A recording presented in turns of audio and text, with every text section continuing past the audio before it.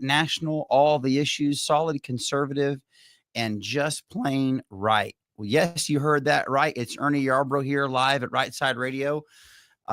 Not a stranger to this radio show. Super honored and excited that Phil would have us on here and called and asked me. Turns out he's not here.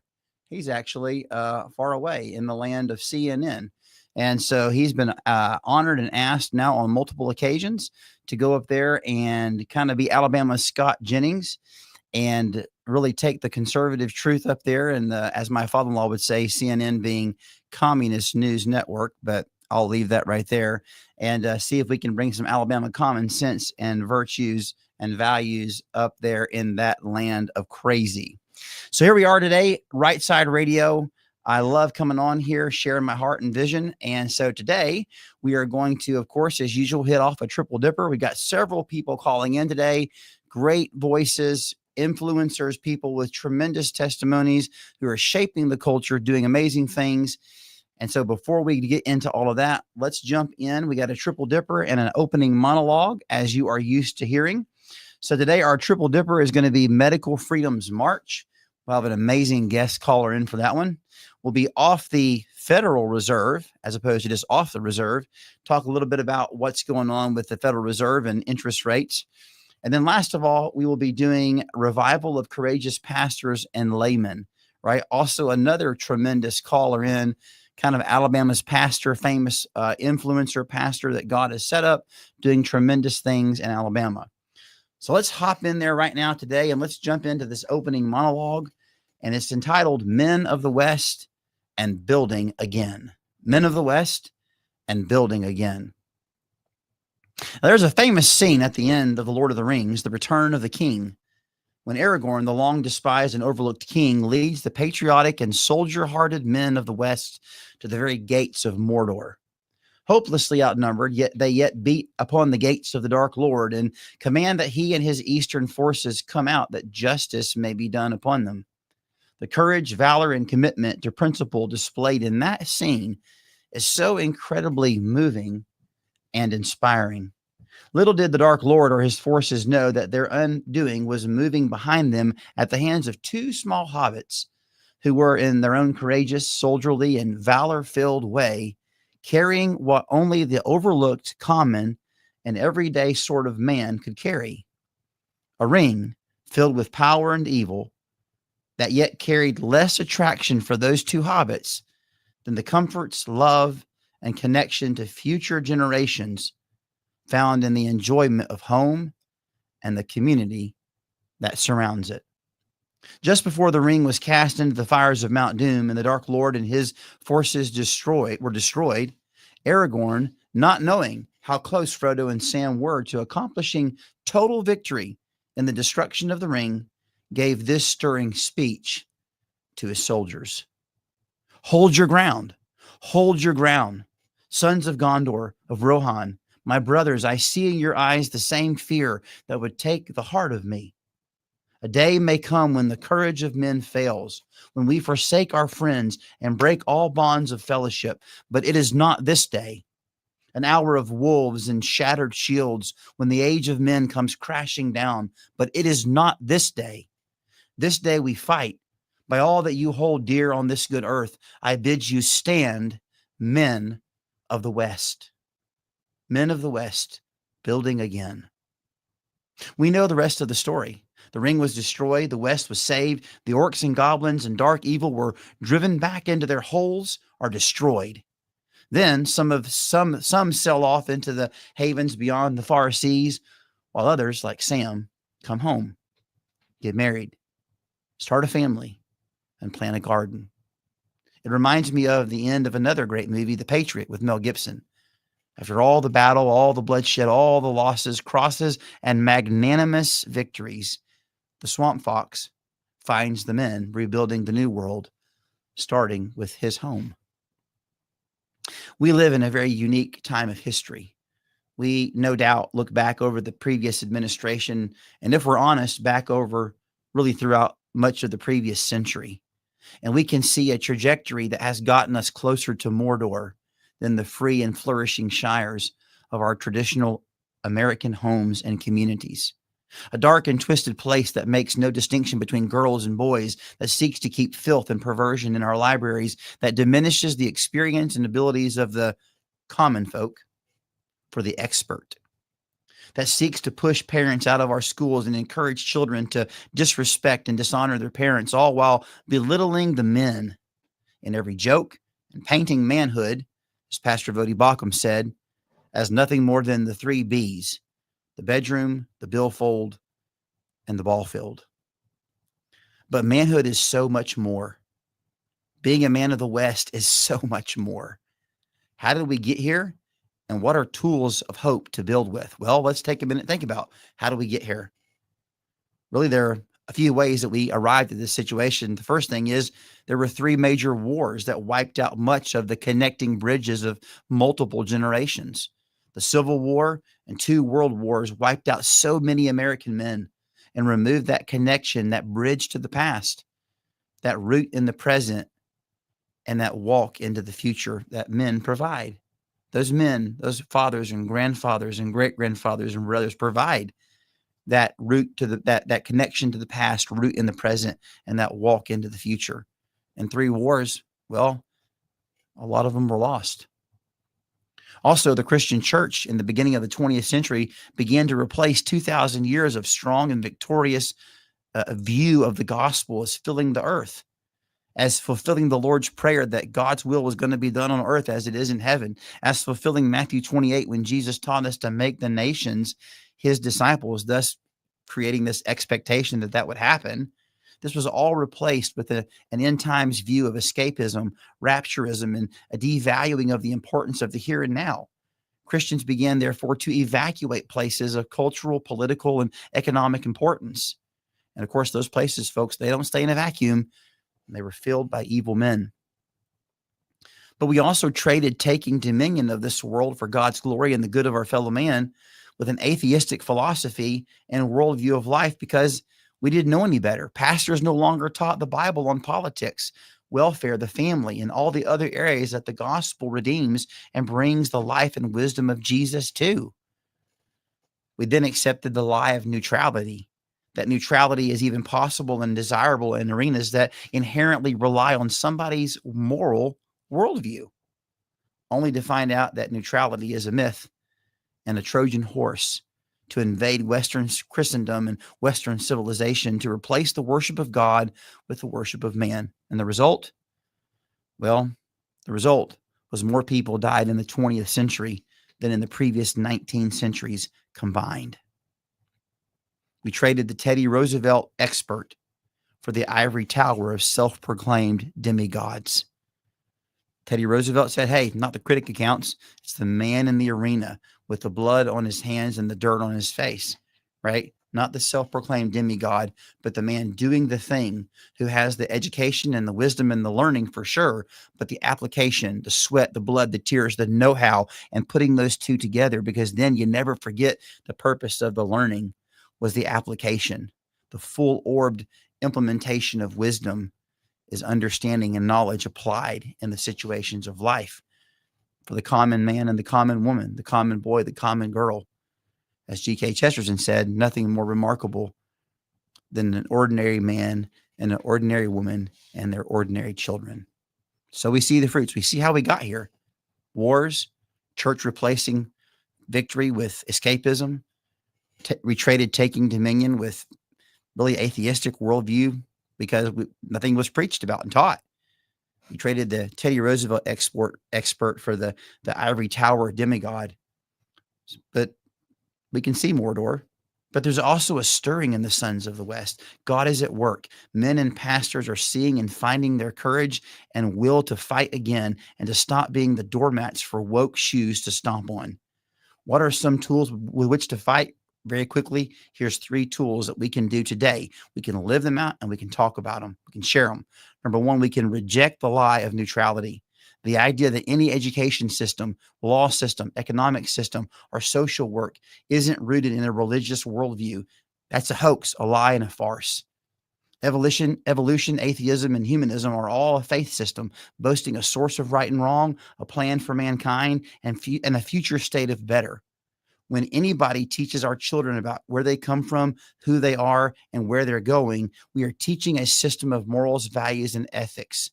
Don't believe the lie that you can't quote, bring religion into the conversation, because folks, that's all you can bring.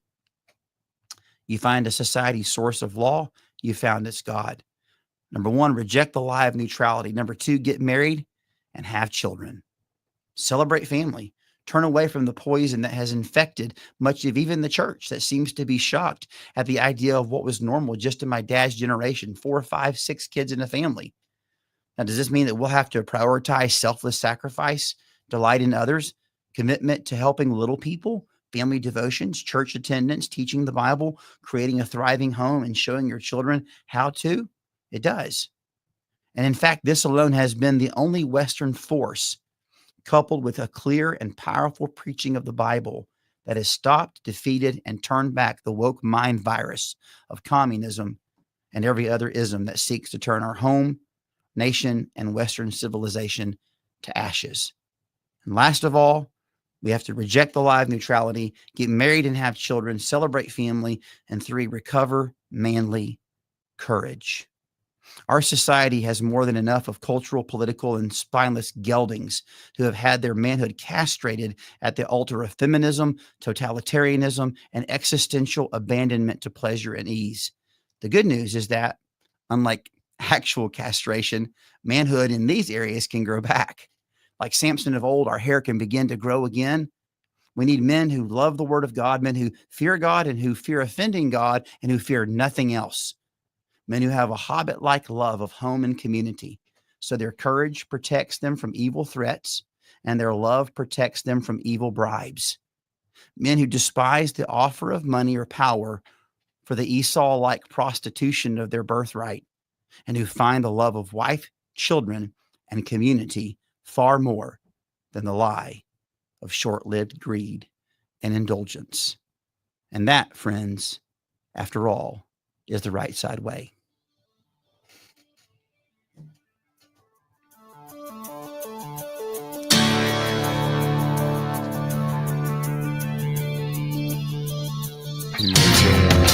And be married to a doctor, and the 3,500 square foot house, the white picket fence, and 2.5 kids, and the minivan and the dog, like that's where she was in my mind.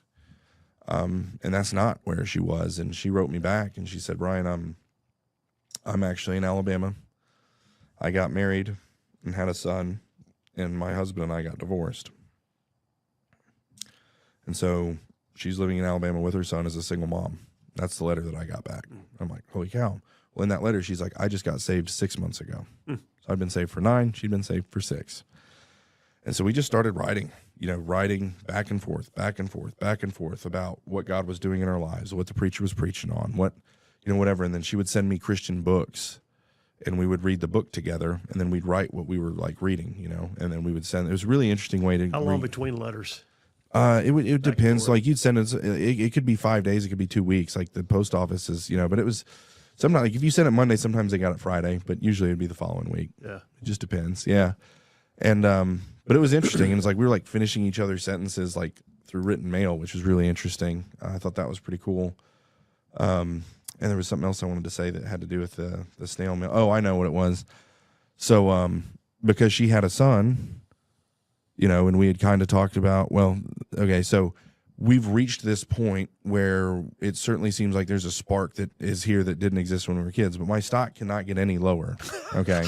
Like I don't have a lot to offer. It's not like you're taking her to dinner tomorrow night. Yeah, correct. Yeah. And certainly not a steak dinner.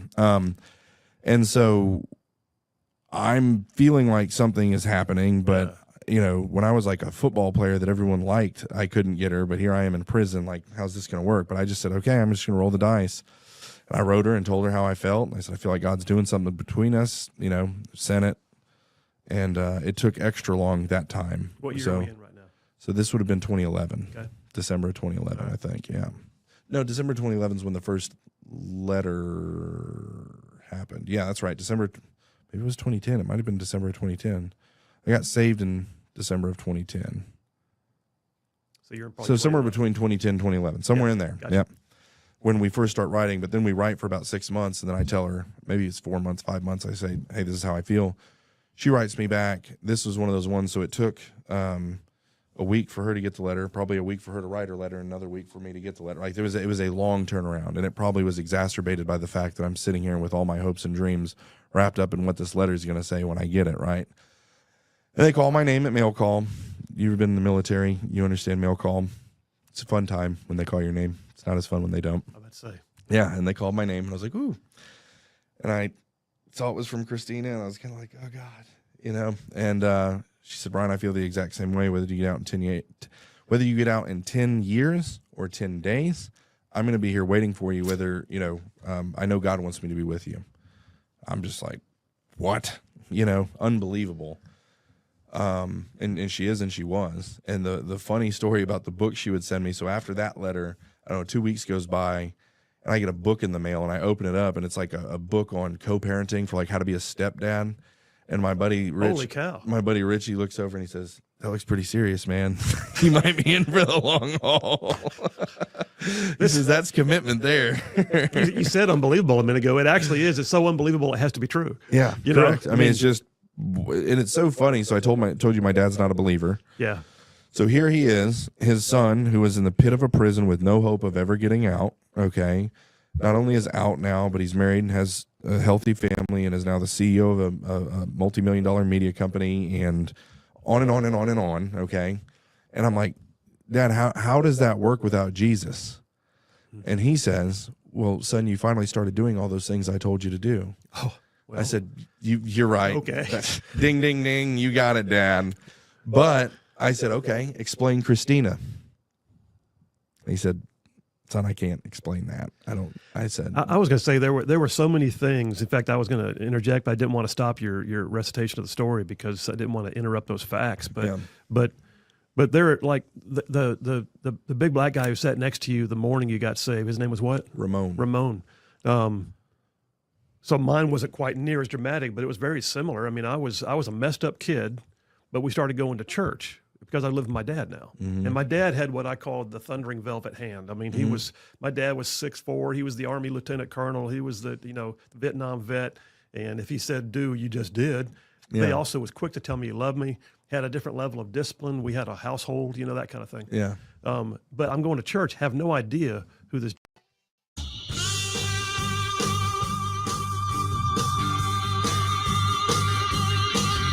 Spanning south of Birmingham to north of Huntsville, from Tuscaloosa to Gadsden, parts of Georgia, Tennessee, and Mississippi thrown in for good measure. Don't forget the loveliest village on the plains in Auburn, Alabama.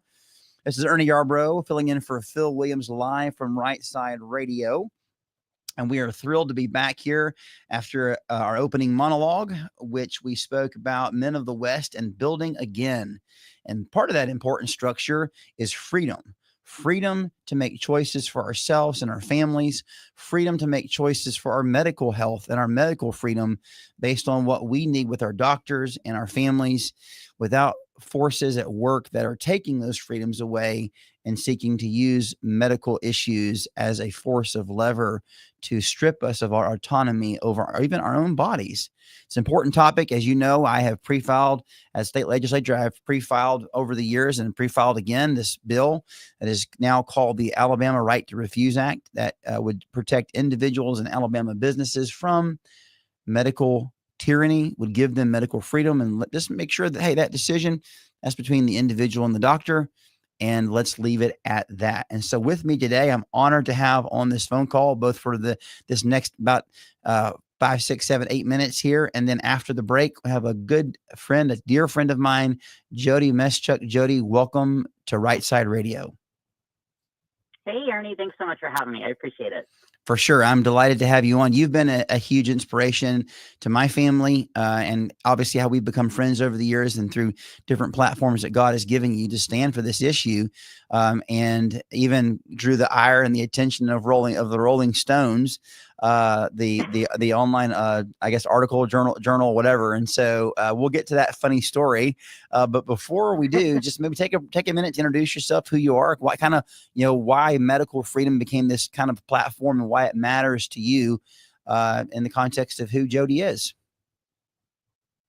Well, I mean, if you would have asked me 15 years ago, would I be doing this? I would have probably laughed because I don't think anybody, especially first time moms, right? Like we have all the hopes and dreams for like the best pregnancy and the best birth and the healthy baby and all of these things. And then, sometimes that gets derailed and we don't expect it. It's not something that's part of your birth plan, right? That you have to walk through the fire of something.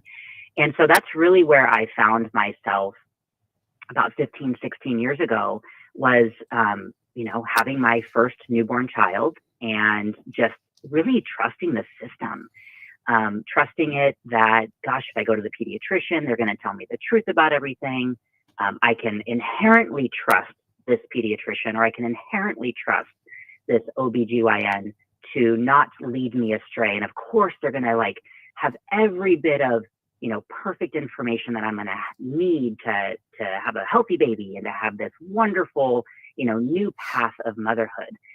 And the problem is we often get blindsided. And that's where I found myself is I trusted, I did what they told me to do. Vaccines are inherently safe. Antibiotics, no problem. Epidural, no problem. All of these things that are really a part of the standard of medicine today. And the thing is you often don't know, is it going to be safe or not? Is it going to actually be okay? And so we found ourselves, my husband and I, facing a situation where our child was, affected by a lot of these standard treatments that are said safe, right? Like parents, again, told every day, it's safe and effective. It's safe and effective. I see pediatricians online all the time, just touting the same thing over and over. Like it's safe and effective. You have nothing to worry about. The problem is there's a whole lot of nuances behind that. And so long story short, we kind of found ourselves in a position where we had to do a lot of retraining of ourselves in terms of what we truly believed in. We were facing some things that we had to actually deal with and help, change in our child's body, meaning there was damage that was done from inherently trusting this system. Then after the damage is done, you go and you ask for help. And guess what? There's nobody there to help you. There's nobody there to listen to you. You vocalize your concerns. You say, hey, this was fine. Now it's not fine. Oh, look, now we have eczema. Oh, eczema is normal. Oh, it's not the vaccine. Like you are gaslighted really at every turn when then you go to seek help for a problem that the system created themselves. Well, and that's really where we found ourselves. Sure. Well, that's powerful. That personal story, we have to cut off for a break here, but that we'll come back and pick up that story, that personal story, what so often leads to having to find a different path in a different way. Jody Meschuk, thank you for being here. Hold on for the break. Come back for another 13 minutes. We'll finish the story and lead in some questions about medical freedom. This is the Rightside Radio.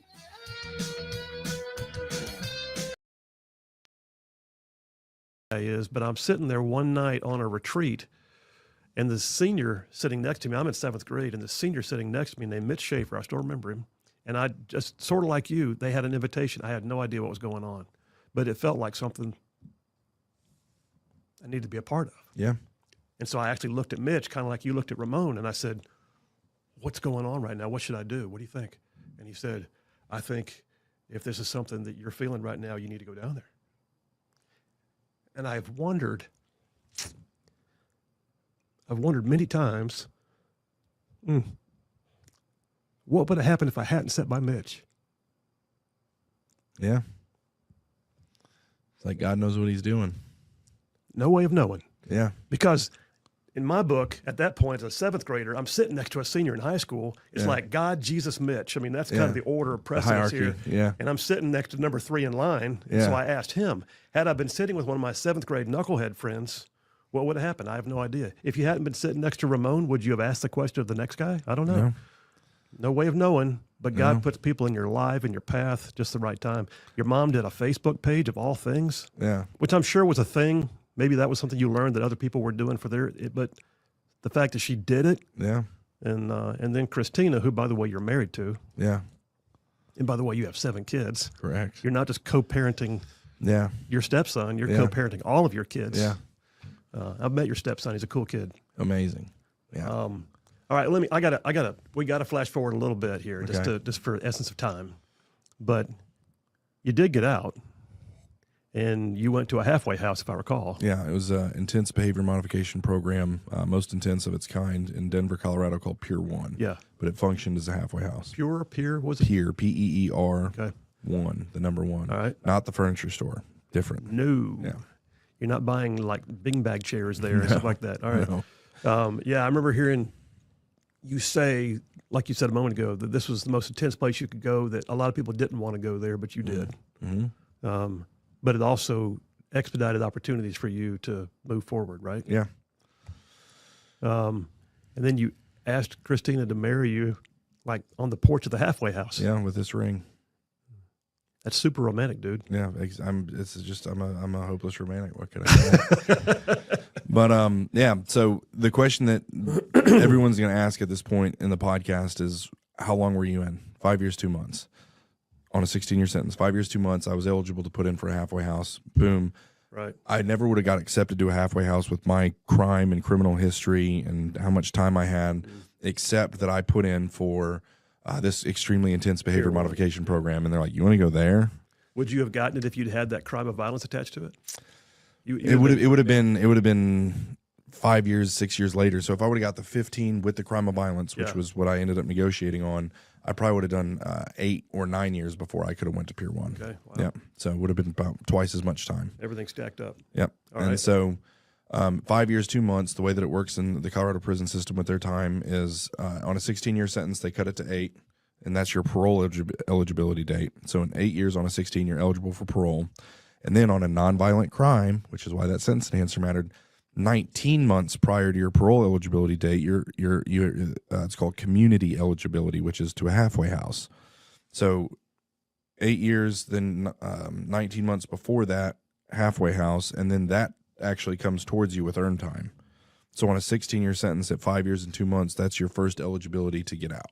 So I mean, listen. I mean, I know that from what you said, Pier 1 is a serious intensive, but you're in a halfway house compared to being in a prison. So did it feel like a vacation almost? No, prison's way better. Really? Yeah, prison is a vacation. No like, kidding. and again, like, I mean, it's just a bit like saying prison's a vacation. Hey, all you Rightside ruffians out there, you are listening to Rightside Radio, solid conservative, just plain right.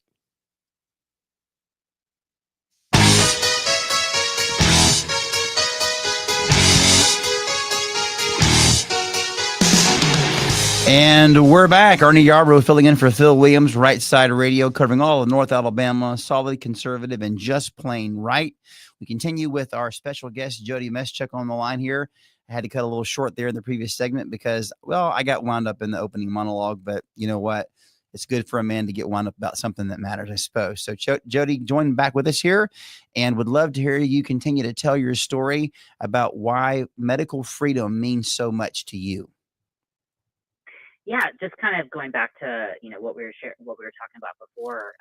We walked through it, right? We walked through seeing the cracks in the system, and fell in some of those cracks, unfortunately, and had to pull ourselves out and learn things and readjust our mindset of what we had been told for so long, that everything in the medical system is safe. It's just like if it's on a shelf in a store, it's safe, which we know is clearly not true. And that's really where I find myself today is, a lot of what I deal with on a daily basis is coaching parents and working with parents one-on-one to help them, become confident in how they can speak up for themselves, not just find their confidence, but unfortunately we have a massive epidemic of very sick babies and children in this country, and it doesn't have to be that way. So I do a lot of working very closely and side-by-side parents to help reverse autism symptoms, ADHD, diabetes, obesity, all of these things that we have so much control over, but we don't think we do. And oftentimes, unfortunately, it takes something happening for parents to take a step back and realize, oh my gosh, how did I not know this? How did I not see this?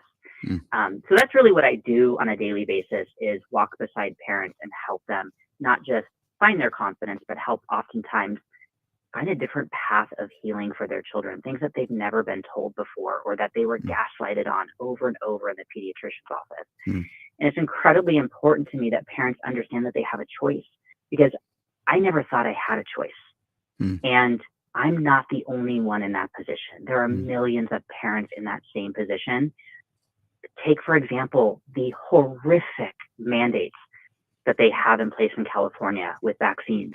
How many parents are in that system and don't realize what's really happening behind the scenes, or what voice they have, or what choices they have? Well, isn't it crazy that in a culture that was so much about supposedly freedom and choice, this whole idea of trust the experts evolved to where it was, you will do what the experts say, even if you, in this realm of supposed choice, that you don't even no longer do you have the choice of what goes into your body and permanently alters your DNA and your body and your makeup.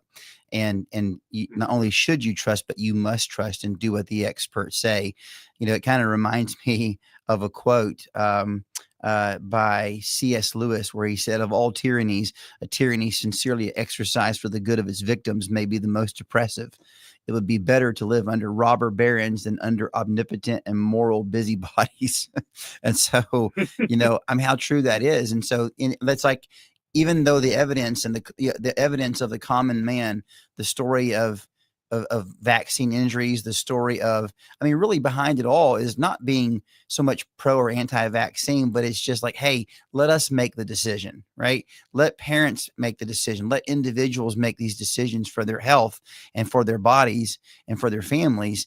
And like even Trump said during COVID, right? He said, available for all, mandated for none. So whether or not when you get a country of 300 million plus people, you're going to have people that disagree on all kinds of topics. And that's where, that's why, I laughingly tell people that's why God only gave 10 commandments, right?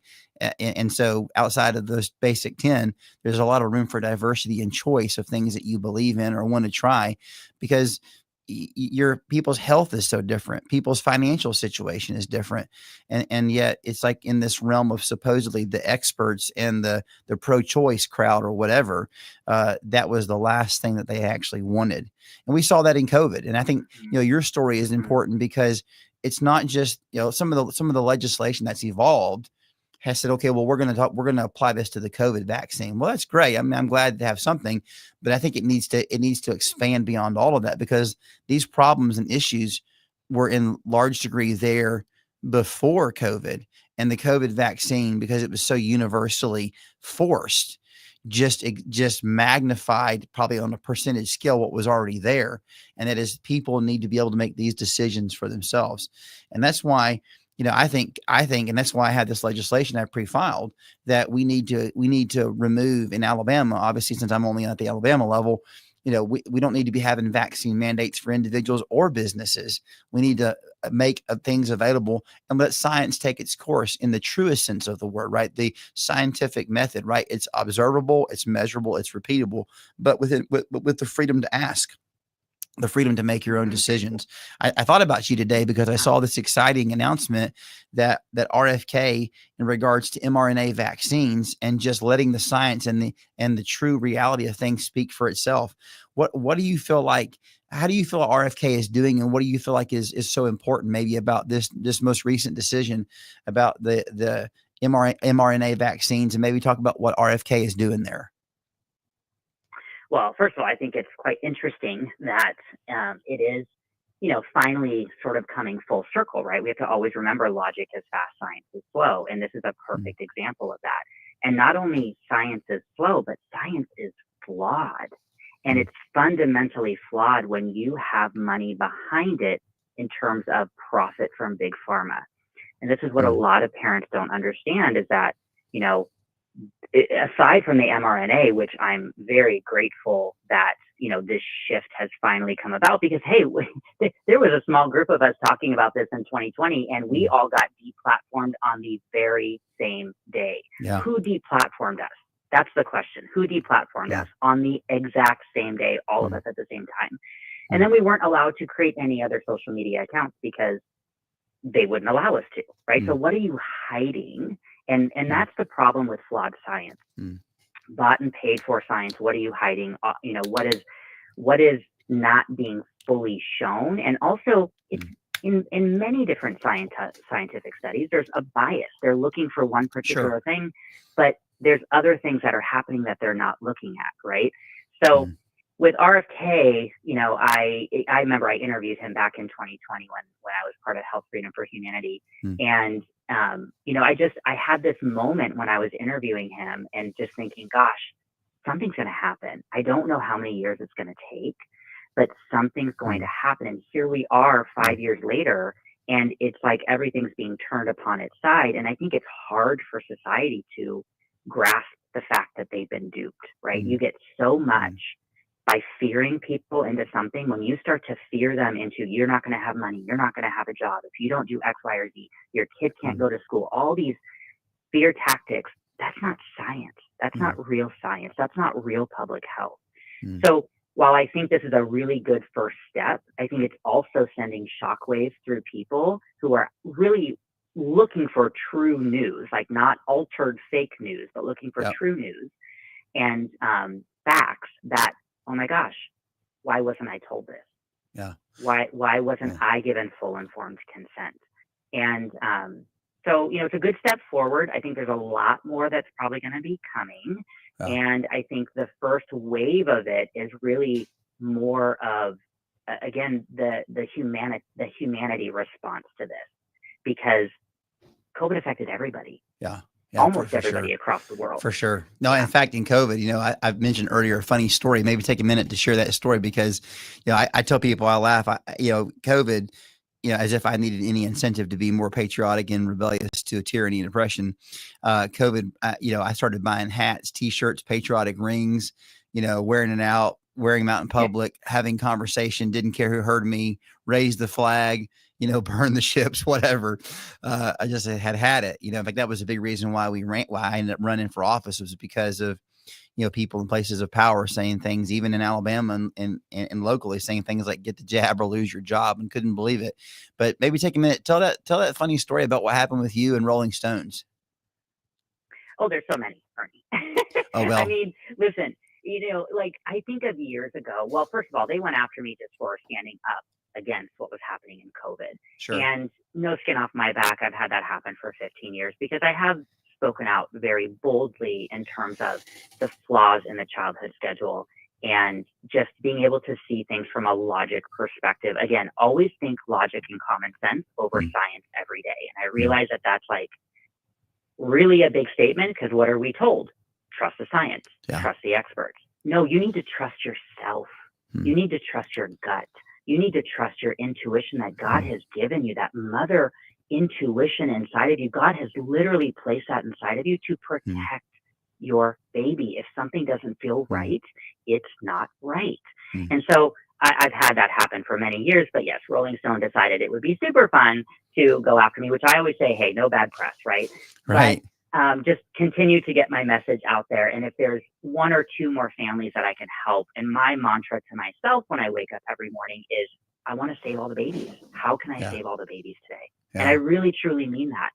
How can I save a baby from being vaccine injured? How can I save a baby from falling into autism or ADHD or some of these other, like there's hundreds of labels, Ernie, every day, because a label makes you feel like you didn't do anything wrong. Yeah. And you're just born that way. So I have a very big passion for that. And yes, 2020 was wild, to say the least.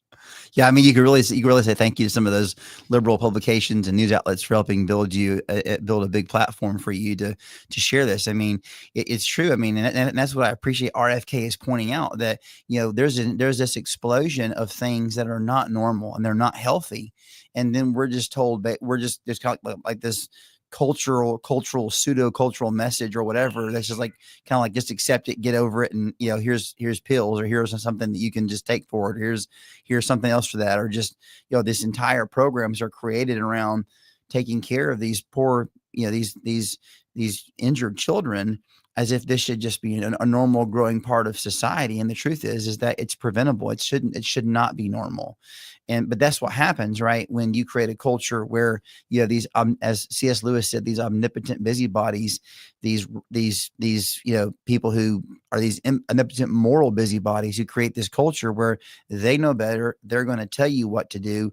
And a lot of it, as you said, behind it is money, is people in positions of power and money. And the driving factor, the driving force is not freedom. It's not loving God and loving your neighbor. It's not, hey, let's just put some things out there through testing and science and see if you want to test and be a part, fine. Like an open, honest, open-handed research and a real sincere attempt to make humanity better and to provide things that are good. And then so often, as you said, it so often goes along with these expert places who, instead of like aiding the parent, coming alongside the parent, encouraging the parent, they undermine the parent's belief in their ability to be a good parent.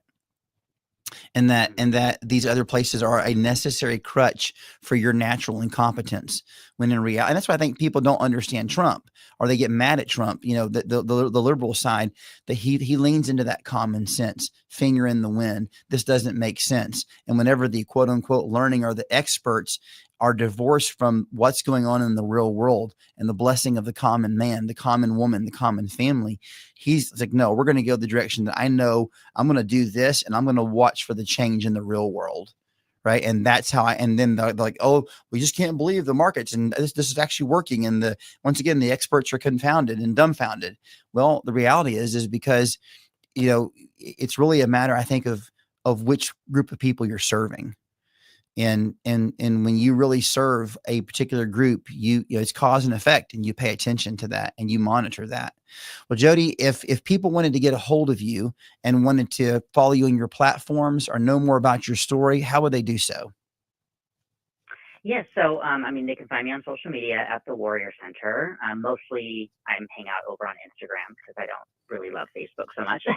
Sure. So, mostly over there, but also the warriorcenter.com. And I do, I'm again, very passionate about walking beside parents and helping them build their confidence, find options, know that there's more beyond the traditional medical system. We need that for emergencies, but gosh, can you imagine a world where we used medicine for what it was actually truly designed for, to save someone's life? Mm. The problem is, after they save someone's life, they don't give anything else beyond that besides more prescriptions and more drugs and all these things. So there's more beyond that, and the medical system should be one tiny little piece, again, in someone's life that they might need for an emergency. But what if you were equipped on your own with confidence? And so that's what I really love to do in my Warrior Center, is just really help equip parents, especially I serve a lot of moms. Obviously, I am a fellow mom, and I've been walking out this life for about 15 years now. And just, again, trying to save all the babies every day through equipping parents with information that they may not know is out there and tools that they may not know are available. Well, Jody Mestick, you're a huge inspiration to me. I'm thankful for your work. My family has directly benefited from your work. Please keep up the good work. Carry high the flag of freedom. Keep speaking the truth. And I know that there are going to be many moms and children in future days who are going to have a lot to thank you for as God blesses your work. So Warrior Center, y'all check it out. Freedom of body, freedom of health, freedom to make decisions for yourself, for your family. That, folks, is the right side way.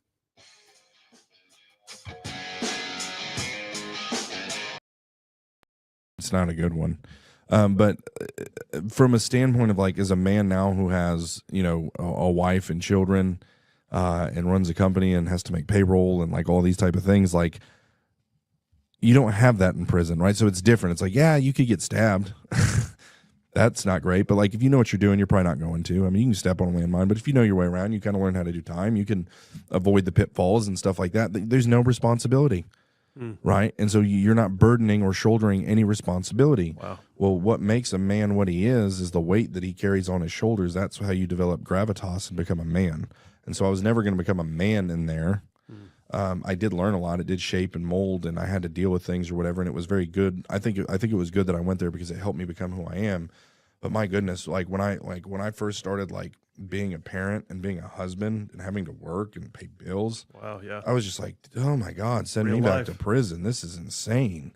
real life is way harder than anything. Like, that's what no one ever tells you. Like, it feels like there should be a guy in high school who just sits you down and says, life is flipping hard. It's really hard. Real life is really hard. No one ever tells you. They just make it like it's not. So it's very bizarre. So my daughter calls it adulting.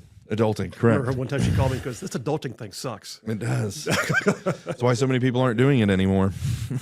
All right. Okay, so how long were you in the halfway house? When were you actually like free? 2.5 years in the halfway house. Wow, 2.5 years. Yeah, so it's interesting. So in the intense behavior modification program, I'm there for the first 6 months. You're in phase 1. You're not allowed to leave. You're not allowed to go anywhere. You're not allowed to really do anything. You can't write. I couldn't write Christina, but she could write me, and she wrote me a letter a week for 26 weeks. Then I get to phase 2. Phase 2, you're allowed to get a job, but you can't go out on visits, so you can go to work. And so I ended up getting a job at a tax resolution firm doing sales. Imagine that. But I mean, there's so many stories, and I know we got time, but, so I get to the point where there, but then about 10 months in, I'm eligible to now go out into the community and go on visits and like go see my family and stuff. And Christina flew out. Are you in Colorado Springs? This is Denver. Oh, it's Denver. Okay. This is Denver. And my grandma had moved to Denver while I was in prison. Oh, wow. And now she's back in Colorado Springs. But it's just like another one of those God things. Yeah. Like she ended up being in Denver where I was, so it ended up working out. So Christina comes to see me, and we plan to get married the next day. So, right, we were wasting no time. The very first visit, boom, we're getting married. So she comes to see me on the front porch. So I'm going to go see her Saturday and Sunday. But she comes by on Friday, and they let her come see me on the front porch of the drug rehab building there. And that's when I got down on my knee and used this ring. There's a story behind that, to ask her to marry me. And for a long time, she had this ring on a necklace that she wore.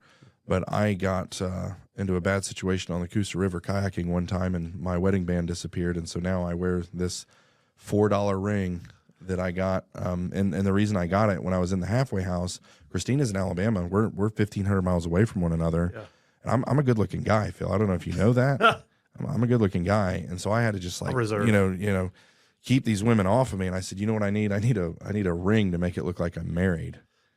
That was my theory. And so I got it. And, but I wanted, we're going to let that whole story ride. Yeah. So, I got this ring, and it was like $40. And I was like, man, I really wish I had that ring, but it says, as for me and my house, we will serve the Lord. And I really wanted that ring. And I went back a couple weeks later, and they put it on sale for $4. Well, in the program, you can't keep more than $20 on you at any given time. So I couldn't even save up and get the ring if I wanted to. Well, I go back, and there it is. It was in like a Christian bookstore. Like I don't know, it's like you have Hobby Lobby, and then right next to Hobby Lobby, they have these Christian bookstores. Anyway, went in there and got it for $4.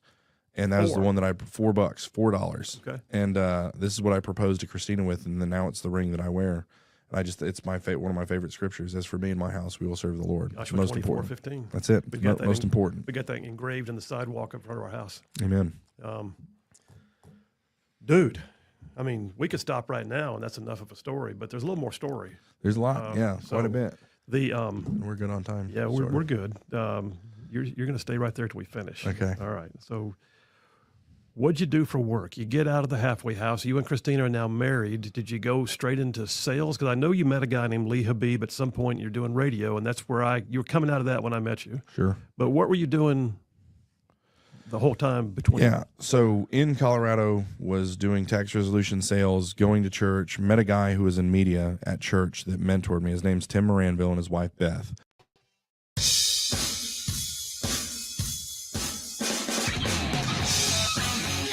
Alabama's syndicated news talk leader, Rightside Radio, Ernie Yarbrough, filling in for Phil Williams here live from the Rightside studio. Local, state, national, all the issues, solidly conservative and just plain right. Take a moment here. We got Hannah Stevens on the line, the famous UA sign girl, and we'll take a break from politics in particular to do sports with not too much politics, perhaps, but nonetheless, Hannah Stevens is on the air here. Talk about all things SEC football. After all, it's August. Fall is coming, and football is not far away. Hannah Stevens, thank you for joining us here today on Rightside Radio. Of course. How are you doing today, Ernie? My pleasure. I'm doing great. Thank you for joining on here. And I wanted to just kind of pitch it off to you and say, hey, you're an expert in football in general and SEC football in particular. And so, there's been a lot of changes. Obviously, there's, NIL stuff, playoff changes, SEC changes. And so as we look to what's coming up here in the fall with football, what's your feel and take for where the SEC is at in particular, which teams are going to kind of rise to the top? Sure. I mean, I think this year is probably going to be one of the most crucial we've seen in SEC football. And why I say that is you look at the way last year ended, right? I mean, Alabama getting left out of the football playoffs. And, Nick Saban spoke about that earlier this month when he was kind of asked, what's going to happen this year? Is there going to be a bigger gap? Is there going to be a smaller gap? And I agree with him because the front runner of the SEC, really, I think the three teams are going to be Texas, Georgia, and Alabama, are really going to set precedents for the SEC. And when you look at teams like possibly LSU, A&M, and Ole Miss that are kind of be the middle tier teams in the SEC, so to speak, I think the problem we're seeing and that they're going to have to continue to evaluate is what really matters. Is it wins or is it strength of schedule? Because when you look at Alabama last year from a strength of schedule standpoint, and even this year, let's say Alabama loses one or two games. If the committee is simply going based on wins, Alabama's going to be out. But if they're going to look at strength of schedule, Alabama's going to have one of the toughest schedules in the entire country. And so that's going to be something to talk about. But I think, when you look at teams, Ernie, I think, I said this off air to you, but I think I want to go ahead and say this now, is I think there's one team in the SEC that everyone is kind of overlooking, and that's Oklahoma. Oklahoma got Washington State quarterback John Matier. They have Jaden Ott from Cal, who's a fantastic running back. And when you look at what John Matier was able to do for the Cougars, I think that was really a missing piece why Oklahoma struggled so much like they did last season. So I think Oklahoma is for sure going to be the team in the SEC to keep an eye on. The other three teams, like I said earlier, Alabama, Georgia, A&M, I think those are no-brainers. I mean, obviously you look at Arch Manning, what he's been able to do, I think is going to be really crucial. How he's going to be able to play. Alabama, all eyes are on Alabama. Have Keelan Russell, Ty Simpson returning, some fantastic players on both sides of the ball. What Alabama going to be able to do in Georgia, a team that's kind of been trying to get back to glory for the last couple of seasons. And then you have A&M, LSU, and Ole Miss who, we're going to see what happens. Can Nussmeier, can he be the guy to come back another year and really perform well? And then the other team that's looked up for is Vanderbilt. Not because they're going to be good, but because their quarterback cannot seem to think. He won't stop talking about winning that championship. So right. You got to love that confidence going into this season. But no, I'm excited, and I think that from an SEC perspective, this is going to be one of, if not the best SEC football season we've probably seen in a decade, Ernie. I'm going to go ahead and tell you that right now. Well, I am super excited for it. We're out of time, but we're super excited to see what unfolds. Football is just around the corner. Hannah Stevens bringing the heat for football and sports. Thank you so much. And that is a wrap for the Right Side Way. Hey, all you Right Side ruffians out there, you are listening to them at church, and they just thought the world of me and wanted to help me, and just another person God put in my life that was pivotal. And he was a big media executive at Westwood One and Cumulus. Okay, and he ends up taking another job because he wants to use his gifts to do something meaningful, and he thinks the opportunity to go to this conservative Christian network called USA Radio Networks to help revive it. Back in the 80s under Marlon Maddox, it was a huge deal. Yeah. Like Point of View, Kirby, whatever the guy's name was, like 1819 Radio News. It was huge. Well, it kind of died, and there were some guys that were trying to resurrect it. And so they hired Tim, we call him Doc, Moranville, hired him to help resurrect it. And he asked me when I moved to Alabama, he said, do you have a job when you get to Alabama? I said, well, not one I'm really looking forward to. But I'm open to whatever. And he says, great. You're going to be an affiliate relations manager at USA Radio Networks. I said, man, that's amazing, Tim. What is an affiliate relations manager and what is a radio network? I have no idea what you're talking about. And he says, it's sales, you'll be fine. I'm like, okay, I'll be fine. And so essentially what my job was to take a show like Rightside Radio, and you're on in Huntsville. It would be my job to call a station in Atlanta, call a station in Cincinnati, call a station in wherever, and say, hey, you've got this 3-hour time slot where you've got this person who sucks. You need to replace this person who sucks with Phil who doesn't suck, right? Like that would be, I'm oversimplifying to make the point, but that's what it is. It's I'm making distribution notes sales. right yeah, now. that's right. Okay. Use that when you'll get on all Phil the stations if doesn't you use suck, that. That's so right. That's all right. Good. Correct. There you go. But I was never really good in the beginning. Steve Dace was the first person I ever worked with, by the way. And so he was syndicated by USA Radio Networks. Yep. I wasn't great at getting 3-hour radio shows put in place of other 3-hour radio shows. They had but they had a news segment that was really, really good. It was USA Radio News, and it was like when you're going down the road here, and you hear the news, right? Well, it would, USA Radio News. Did I say 1819 Radio News? You did a minute ago. Okay, it's USA Radio News. Stop you. I knew where you were going. Okay, USA Radio News. So USA Radio News. But the problem was they were so, you get so myopic and rut viewed into what you're doing and what you've always done. This is how we do it because we've always done it this way. And I'm as the military calls an FNG, freaking new guy. Okay. I don't know those rules. I'm not in those ruts. And I'm just looking at this and I'm looking at this and I'm like, why aren't you doing this? And so they had a 5-minute newscast was all they had a 2-minute, a 3-minute, and a 5-minute. The only thing they focused on was the 5-minute, and they marketed the 5-minute newscast that was produced on a Casio keyboard in the 80s to AM news talk stations. And that was what they did, and they couldn't figure out why it wasn't growing. And so I'm driving around Alabama listening to country western music because that's kind of my thing, and I would hear CBS News, ABC News, and I'm like, surely these God-fearing rednecks here in Alabama listening to Hank don't want to get their news from flipping ABC or CBS. So I went back to the team and I said, man, what if we make this sound better, which they were already wanting to do. And I used the 2-minute version and I went after FM music stations. And everyone's like, man, you are stupid. That's never going to work. And, thanks again. I'm like, God, you guys are so encouraging. I really appreciate it. But I said, humor me. They said, no one's going to drop CBS News and ABC News for USA Radio News. I said, I think they will. I think the problem is that bad. And so I got on MailChimp and taught myself email marketing, and I had all the contact for all the decision makers all across the country. But I specifically went Bible Belt, country music, classic rock, found those stations, marketed the 2-minute news talk. So you're making this up as you go along. Yes. All right. This is not like you picked up somebody's thing and ran with it. This is you created this is all a thing. experimental on my part. All right. Taught myself how to do email marketing. Yeah, this was a strategy.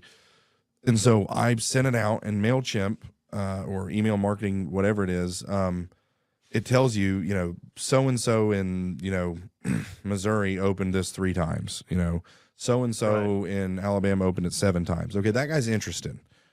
So you got 1,500 people you could reach out to, but when you send out the email and someone opens it 5 times, you're like, well, that guy's interested. So you call him and you say, hey, man, how do you like your news? And they're like, well, we hate it.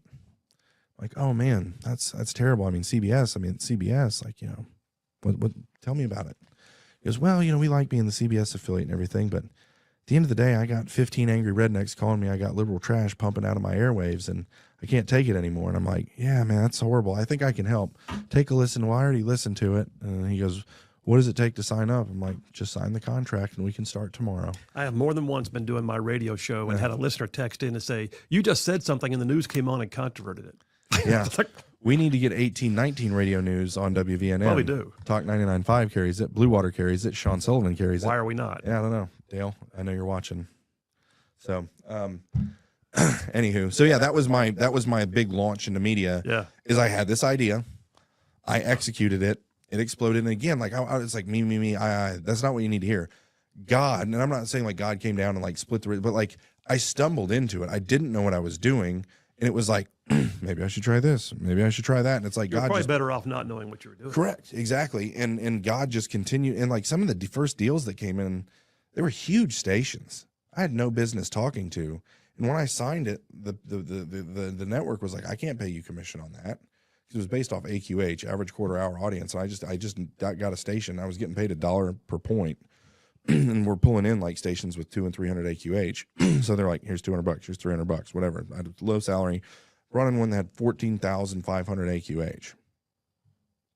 And they're like, what do we do with that? I'm like, that's what you do with it. Anyway, so that happens. So now my name gets out into the industry. I'm sitting there at my campus, another God thing. My phone rings and it's a 601 number from Oxford, Mississippi. Who in Mississippi? But maybe it's a radio station that wants our news. So I answer it. Hello. He goes, hey, Brian, this is Lee. That's not the best Lee impression. He's from New Jersey. He's a Lebanese guy from New Jersey. I don't know how to do the impression. But, Brian, this is Lee, not Habib. He says, this is Lee, as though I'm just going to know that that's who that is, right? But interestingly enough, I thought Auburn, Alabama. This is Ernie Yarbrough filling in for Phil Williams here at Right Side Radio. As we said earlier, Phil will be on the show. JP, is it tonight, isn't it? It is tonight. And that's with CNN, and I believe he's going to have some famous people on there. So apparently, Phil found out today. Yeah, he's going to be on with Scott Jennings himself tonight. Wow. So, yeah, he's going to be up there with some good company. That's incredible. And at least he won't be alone. On the conservative side, I'd That's rather, right. if I'm in a foxhole, I want Scott Jennings, there with me. So yeah, it's like, those old WCW, WWF wrestling matches where it was, at least it was good to have a partner, a tag team. Yeah, like the song says, tag team back again. I actually got to meet. So when I went to the inauguration, I was telling JP earlier, I actually went in. It was one of the events that our chairman, I think John Wall had put on in Alabama, I think, but a lot of other people were there. And so we walk in the back door and come in through this room. And as we're going into the main hall, there was Scott Jennings on the right-hand side. I looked at him and I said, Scott Jennings? And he said, yes. I'm like, you don't know me from Adam's House Cat, bro, but I got to get a picture. Oh yeah. He's awesome. He made a career being in like shark infested water. So in the worst territory.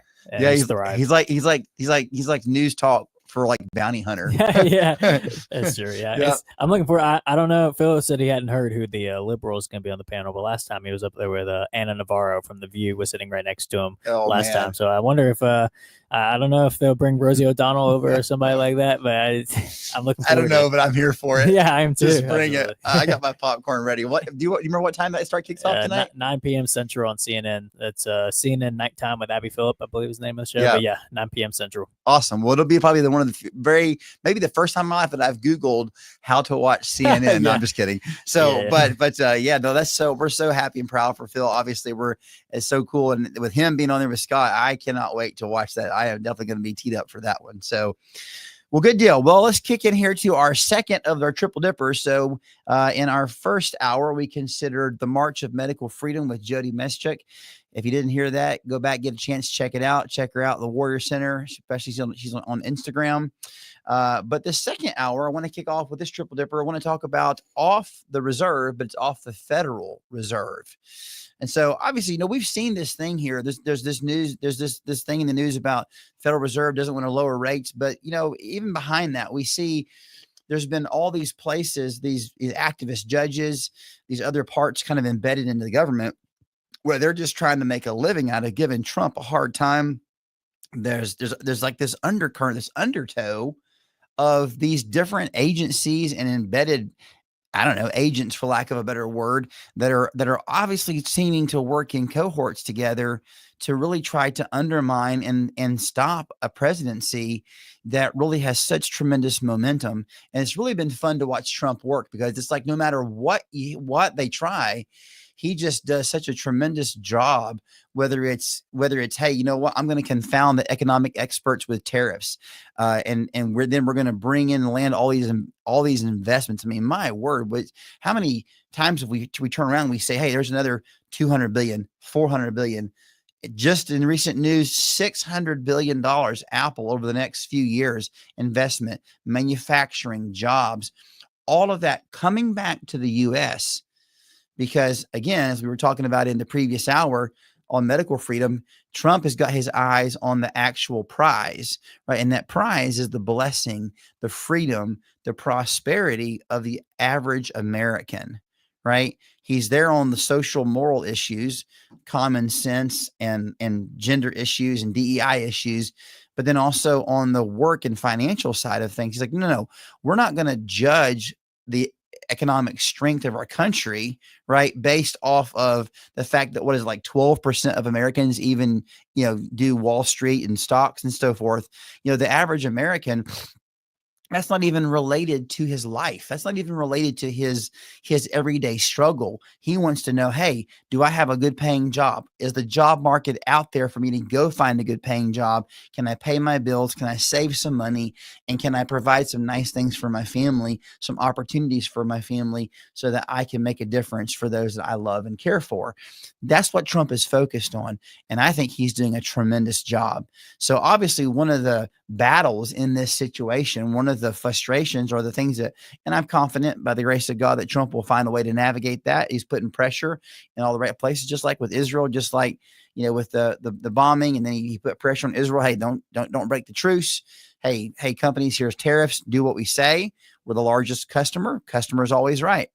And so then here comes these deals. Here comes these hundreds of billions. Here comes this movement of manufacturing. Here comes these things that are going to provide long-term sustainable growth, prosperity, jobs, manufacturing, things that build a future. Because Trump knows, hey, you know what? Bullets flying past his head. Life is short. Only got 4 more years here in this office.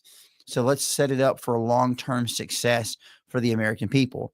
Well, obviously, part of that component is the Federal Reserve, right? And so it's hard to overstate the magnitude of story here of what happened recently at the Federal Reserve. For the 5th time in 2025, the Fed refused to cut rates, keeping them in like the 4.25 to 4.5% range, despite the cooling inflation and slowing job growth. Now, what's especially interesting, striking, maybe a little bit infuriating about this is that 2 Federal Reserve governors dissented and they called for a 1/4 point rate cut. So what's really, I guess, magnanimous or important about that's the first time in more than 30 years that such a vote occurred. So Michelle Bowman and Christopher Waller, they actually publicly broke with Chairman Jerome Powell and who warned of a weakening labor market and arguing that this whole wait and see approach that Jerome Powell is taking actually risks pushing the economy into contraction.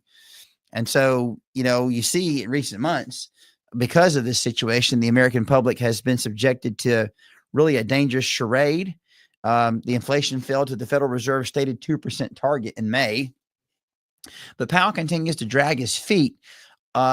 European central banks have even, as this article points out from 1819 News, a great article by Garrick Wilkins, they begin to easing and cutting their rates, but not Powell. No, we're going to keep them artificially high. And the reality is that, as we've seen in so many other areas where this trust the experts mentality that some of these people have, the Faucis of all the institutions, really undermines their own credibility. And, the feds have often had what was called the Federal Reserve when it was created in 1913, this dual mandate, right?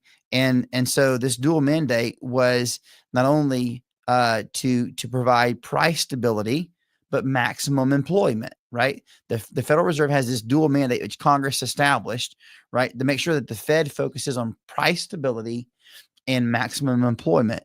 Well, because Jerome Powell is refusing to do what is obviously dictated to be done in this situation, the Fed is failing on both counts by keeping the interest rates artificially high in a cooling economy where inflation is actually under control. And so what that does, right, is in the common sense, again, it's like they don't look at that. Trump does. What does it do? It exacerbates economic pain for working families, small business owners, first-time home buyers, while also the feds like to shield themselves from accountability because that's what bureaucratic alphabet soup organizations do, right? That's why it was so important. If you remember when the Supreme Court overturned the Chevron doctrine, which really just said, you know what, we're not going to really keep going down this road of 3-letter alphabet soup organizations operating like quasi-Congresses. That's got to stop.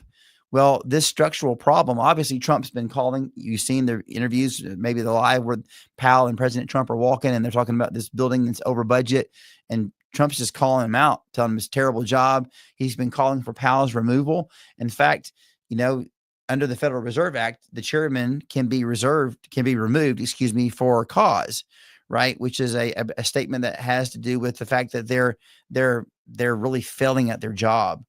But honestly, I mean, I agree with this article by Garrick Wilkins that it's not just the Federal Reserve. It's not just an institution. It's not just a structural problem or excuse me, a personnel problem. It's a structural problem.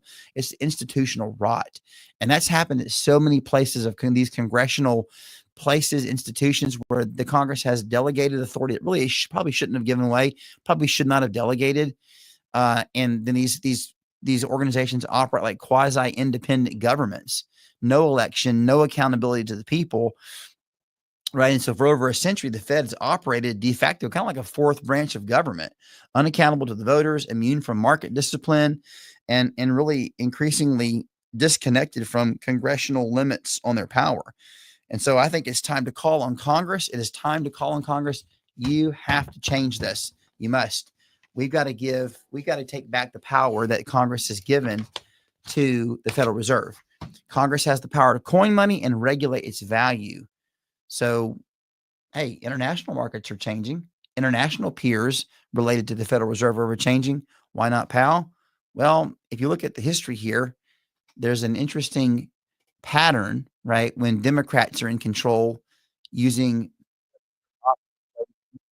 Democratic presidents, but when Republicans and particularly conservatives and especially Trump, oh no, we can't do that. We're not going to do that. We've got to do all we can to contract, to hurt, to minimize, to bring pain, even when there's obvious victories being won that common sense tells us are key to economic prosperity and stability.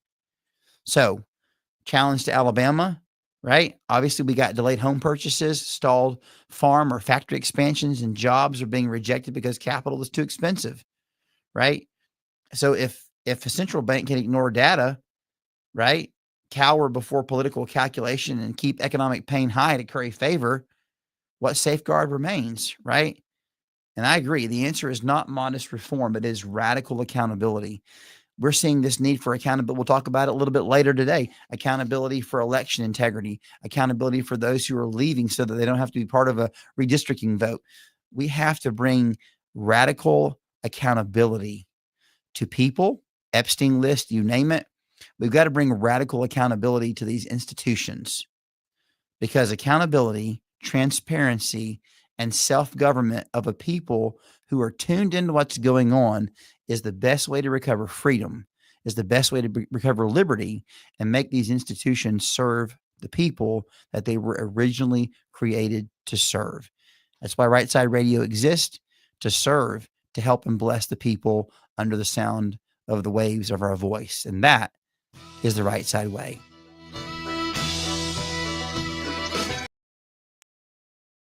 And I said, Oxford, Mississippi, Lee, and it just hit. And I said, oh my gosh, this is Lee Habib. And so Lee is the guy who created Laura Ingram's radio show back in 2001. Right. Yeah. He's the vice president of content at Salem. He oversees, he oversaw who is Bill Bennett, Dennis Prager, Hugh Hewitt, Michael Medved, Eric Metaxas, Larry Elder. Okay, he oversees all of that for Salem. He's the vice president of content there. And so he's wildly successful. Everything he's ever touched turns to gold. Okay. And he had a new project called Our American Stories. Right. And so he calls me and he's like, hey, this is Lee. I want you to come work for me. That's an interesting phone call. And I said, all I'm thinking about is all my felonies. And I'm like, Lee, I'd like to come talk to you and hear more about your vision. So I go to Oxford and he's like, you can stay with me. And so he's got this mansion with a guest house and I go stay in his guest house. And we get to know each other and I hear his vision and I'm blown away by it. I'm like, I have to be a part of this, but there's no way he's going to hire me with all these felonies.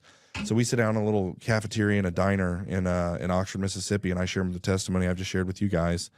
And him and his wife have tears coming down their eyes. He said, you're the exact person I want working for me. And that was it. And so I don't know where, again, total God thing, where the audacity to say this, confidence, whatever you want to call it, he said, I want you to grow my show. And I said, Lee, I don't want to grow people's radio products for the rest of my life. I want to learn the industry. So I'll make you a deal. I will grow your show, but I want you to teach me everything you know about the media industry, every nook and cranny, all of it. And he just laughs at me. He says, okay, kid, you grow my show. I teach you what I know. We shook hands. And that was it. And so for the next 4.5 years, I sat at his feet learning everything I possibly could about the media industry. And I grew him from, he was on 80 stations when I started, grew it to 330 stations. And then we did a deal with Premiere and iHeart because I kind of laid the groundwork for the deal with Premiere and iHeart by the work I was doing with these iHeart stations. He meets with Julie Talbot. Boom, they sign the deal. Our American Stories is now partially owned by iHeart, which is the goal when you start a syndicated show, is for iHeart to pick it up, right? It never happens, though. Right. We got it done. It's now the number 10 show in the country. That actually happened 2 days ago.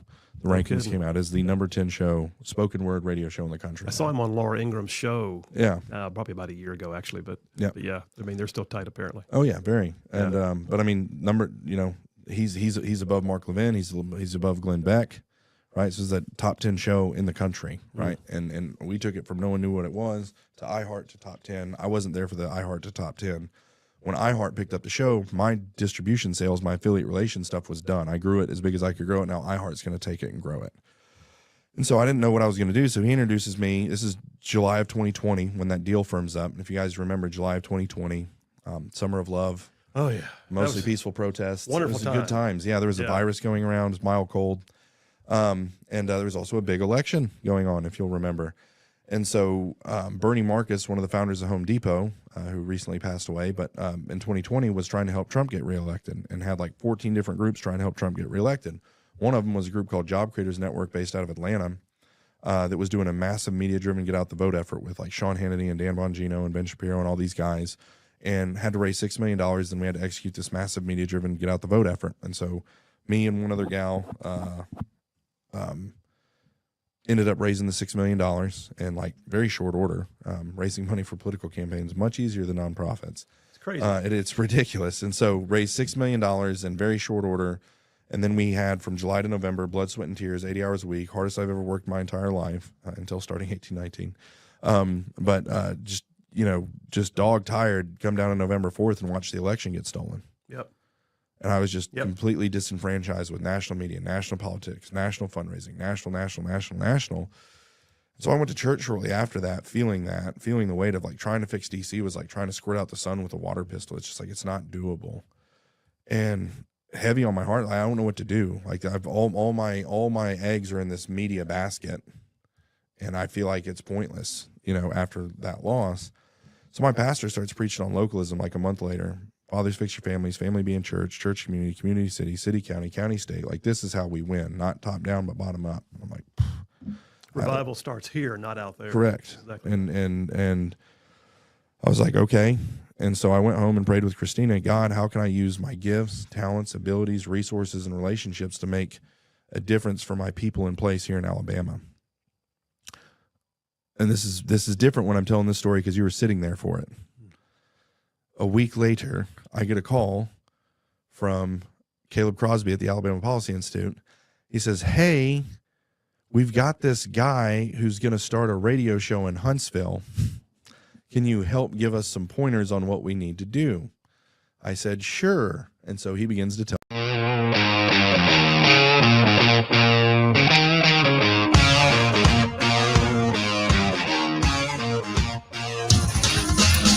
We're back. Ernie Yarbrough filling in for Phil Williams, Rightside Radio, covering all of North Alabama, solid, conservative, and just plain right. Well, we've covered the first two of our triple dippers for the day. We've covered the March of Medical Freedom with Jody Meschuk.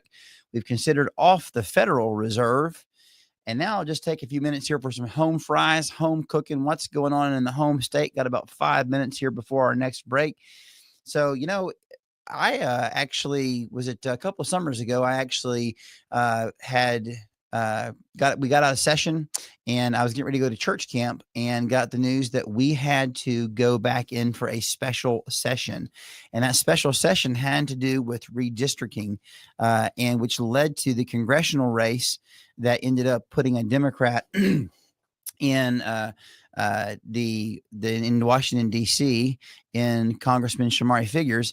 And that whole battle over it was a very interesting thing for me, because as a state rep going through the process, to me, which seems obviously, you read the Constitution, it seems so very clear that state legislatures are supposed to control things around election, maps, districts, all that kind of stuff. It seems to be very clear in the U.S. Constitution. And of course, we went through that whole process, and we were told the whole time it's going to get challenged. We're going to challenge it. They're going to challenge it. Obviously Alabama is a Republican state. We are a Republican supermajority in the House and the Senate. So we took that time for a special session. We passed our map that we drew and approved as a legislative body. And then, sure enough, it gets sent to a special master 3-judge panel, and boom, our map gets overturned. A new map is drawn that was not approved by the elected representation of Alabama. And obviously, we know the rest of the story. However, it's very interesting. There's been a lot of tremendous rulings coming from SCOTUS. I have been so excited and pleased with the Supreme Court and so many rulings, whether it's been allowing South Carolina to defund Planned Parenthood, whether it's been, hey, you know what, maybe we're not going to have these district judges issuing nationwide injunctions. Been a lot of good things going on. One important case to keep your eye on is that SCOTUS has accepted a case regarding Louisiana, which could directly impact Alabama's redistricting battle, right? So there's a fate of a Louisiana case before the U.S. Supreme Court that could have a significant impact on Alabama's ongoing redistricting battle, right? According to Attorney General Steve Marshall. In fact, he was on Capitol Journal recently and talked about this situation and the fact that, as he pointed out, the law surrounding the Voting Rights Act continues to evolve, and they've had decisions recently. We have, right, last couple of weeks, the 8th Circuit that concluded that there's no private right of action under the Voting Rights Act. Now, that matters for Alabama because that's how all of these cases are going forward, right, by private causes of action, private right of action, private individuals.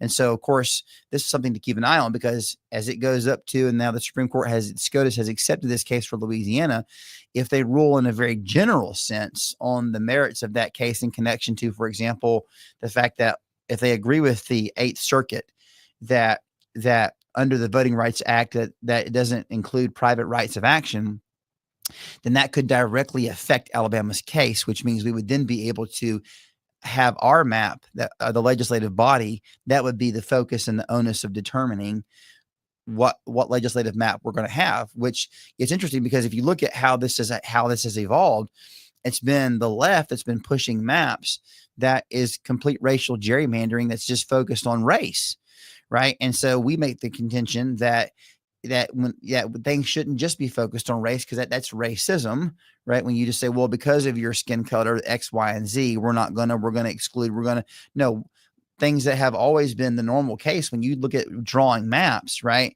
has to do with things like communities of interest, economic connection of those localities, right? Not some weird, funky, junky looking drawn map because you're trying to produce a certain political outcome on the basis of skin color, but rather, are these contiguous? Are these economically connected?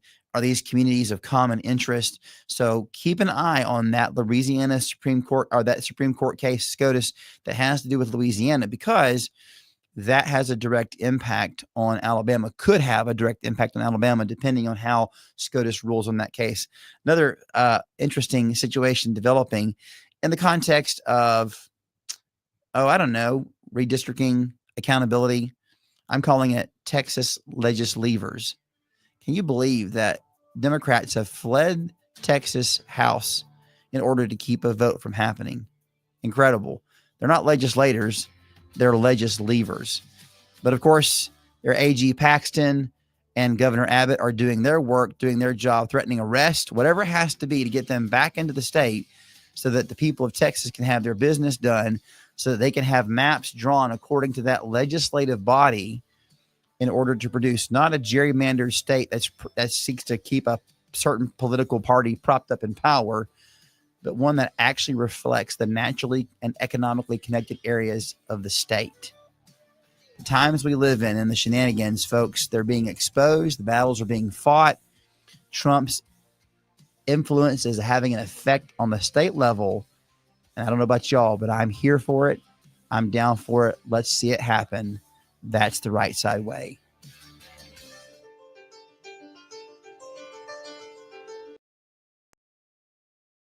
Rightside Radio. And he's like, what do you think? And so I kind of turn left here, turn right here, cross this T, dot this I is what you need to do. And he goes, man, that sounds great. Thank you so much. He says, but what we also want to do in conjunction with building out a radio show, we want a statewide, state-focused news and multimedia company that can take out AL.com and can also source content so the radio show can talk about the journalists out, get the news, and then the news gets broadcast by the radio, right? It's this symbiotic relationship. And I said, I'll do it. And he said, well, I was hoping you were going to say that. And so there began the opportunity to create 1819 News. And, this is the dirty little secret I haven't told very many people in public settings. I didn't even read newspapers. I had no idea what I was doing. I had no clue. Like, I didn't understand. Well, I'd never done radio before. Correct. And so I'm a radio guy doing news. You're a lawyer and a senator and a military guy doing radio. Makes so no we're sense. all figuring it out. But I didn't know much about publication. I understood the business side of media, though, and I understood cultural architecture. And I understood the power of media. I understand how media shapes culture and culture shapes politics. Like, I got that.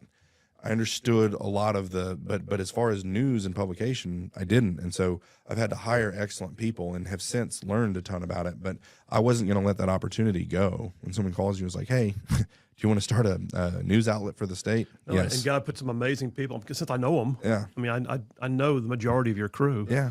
And some of them come on my show on a regular basis. Yeah. You surrounded yourself with some quality people. Jeff was, I mean, I could say that about so many people on the team. Jeff Poor. That was when 1819 became real, legitimate, and serious. Is when we made him the editor in chief. Talking about a guy who worked for Tucker Carlson, directly for Tucker Carlson. Steve Bannon came and personally hired Jeff Poor away from Tucker Carlson. Talking like two of my favorite guys. Okay, Jeff worked directly for them, and then I was able to hire him away. Steve Bannon brought him to Breitbart, and I was able to hire him from Breitbart to be the editor of 1819 News. Yeah. Total God thing, and he's killed it. He is. There's no one else that could do that job in the state. I think it must have been you. Somebody told me at one point you were sort of shopping for the guy who was going to be the editor in chief, and somebody said to you, "Why are you looking at other resumes when you got Jeff Poor in your backyard?" or something like that. I was told that about 20 times. So we were literally pounding the phones looking so for it took people. convincing. Yeah, it took some convincing. But what's funnier, and this is a shout out to April Marie Fogel. So her and I didn't start off on the best foot. Now she works for us, and she's an absolute assassin. Right. She's unbelievable. She's so good. I heard that she was going to write a hit piece on 1819 News. We're talking 3.5 years ago. Okay. So I call her and I ask her, like, hey, heard you're going to do a hit piece on us. I'm an open book. And she's like, who are your donors? I'm like, not answering that one. But other than that, I'm an open book, right? We need to protect our donors anyway. And so she says, so she asked me all these other questions. And man, she's just hammering me, like beating the crap out of me. And at the end, who's she's she like, working for at the time doing this? She had Ale Today, her own little yeah. publication or whatever. Yeah. And then, she That's could have right. published it anywhere. But, at the end of it, she's like, well, who's your editor? And went into who it was. And she said, why is he your editor? Da, da, da, da, da. And she goes, and she was the first one to say it. She goes, you know who needs to be your editor is Jeff Poor. And I'm like, oh my gosh. Because he was writing for us at the time. But it was like, just like, he'd throw in a couple articles a week or something. He wasn't, way high up. And I'm like, he's never going to leave Breitbart to come work for me. And he's got his own radio show. Correct. Mobile. Yeah, that's what I'm saying. Like he's not going to do this. I go see him in Fairhope, and he's like, "Yeah, no, I saw the job posting. I was hoping you were going to say something." You know what I mean? And my vision was, I want to take all of the. You are listening to Rightside Radio, solid conservative, just plain right.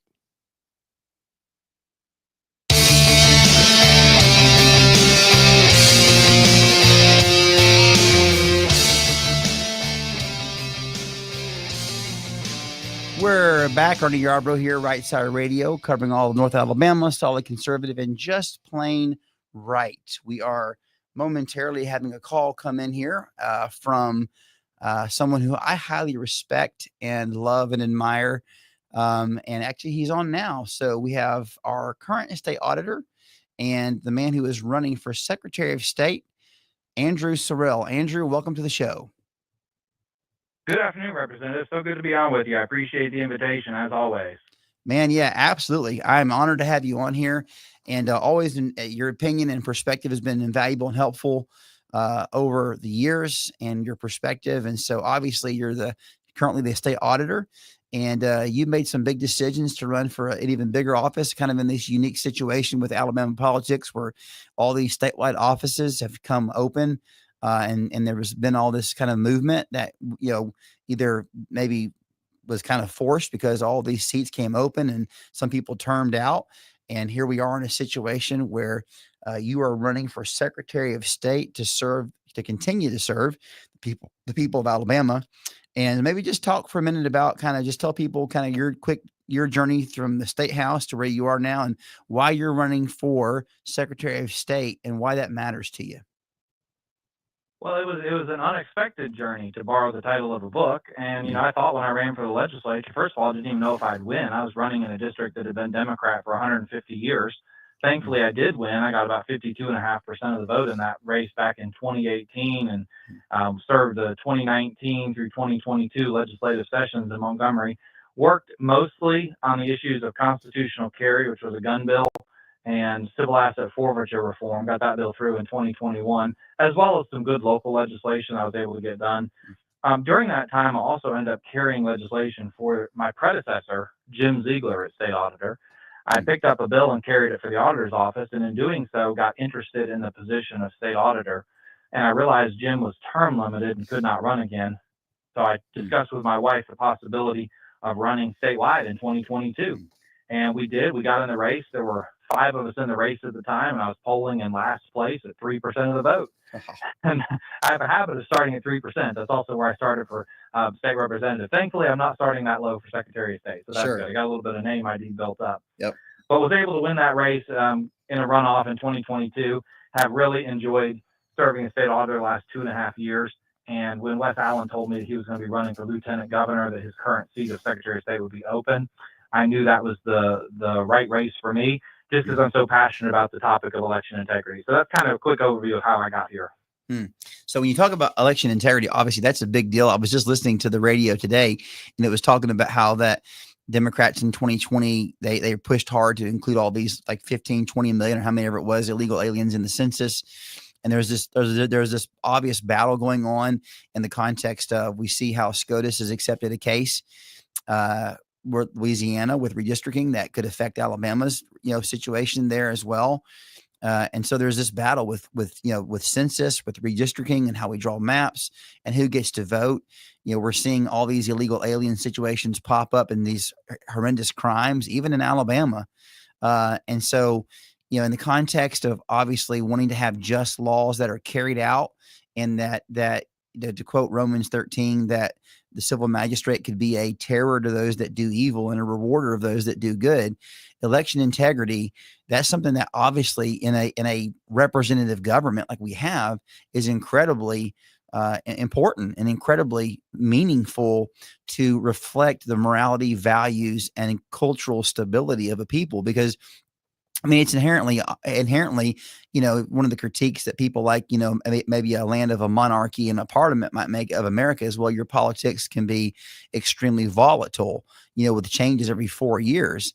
But the reality is that I think if you have an honest election system, that volatility gets mitigated with a very quickly correcting system. As Dr. Grant said, a friend of mine, mutual friend of ours, that on rare occasion, politics should matter a lot, so that most of the time it matters little. So how do you view, as you campaign, how do you view or what ways do you view that you can make some key improvements and some fixes to our voter system, which is good, but can be better, to make sure that we, for generations to come, have a voter system that will accurately reflect the will of Alabamians? I think, first of all, you've got to realize that Americans as a whole are very accepting of elections. That is, if our candidate loses, that's okay. It's very rare you go into the voting booth and you vote, and there's 37 things on the ballot, and all 37 people you vote for win. That never happens. I don't think I've ever filled a ballot out and every person I voted for won. Right. That's fine. As long as we realize that the elections are fair and square, we can live with losing. Yeah. Now, that's what rubs me and some of the other people the wrong way about the 2020 election is, I don't believe it was fair. Yeah. I believe that in Pennsylvania, they violated the Constitution, which says very clearly when the date of the federal election is. Now, if your state wants to allow absentee ballots to arrive up to 10 days later for a state election, that's a state-by-state issue. But for a federal election, Constitution says first Tuesday after the first Monday in November every 4 years, not up to 10 days after. Mm-hmm. Then you look at Arizona, you see 40,000 plus likely illegals on their voter rolls. Well, Trump lost Arizona by 11,000 votes. Yeah. Now, nobody can say for sure, but let me ask a rhetorical question. Do you think those people were voting for Trump or Biden? Yeah. And was that enough to swing the election? I think it was. You saw the disinformation, I should say, with the Hunter Biden laptop situation. 52 intelligence officials saying that the story was a hoax. It wasn't a hoax. They knew it wasn't a hoax. That influenced the election. Then you had the effect of big tech, all the censorship and everything.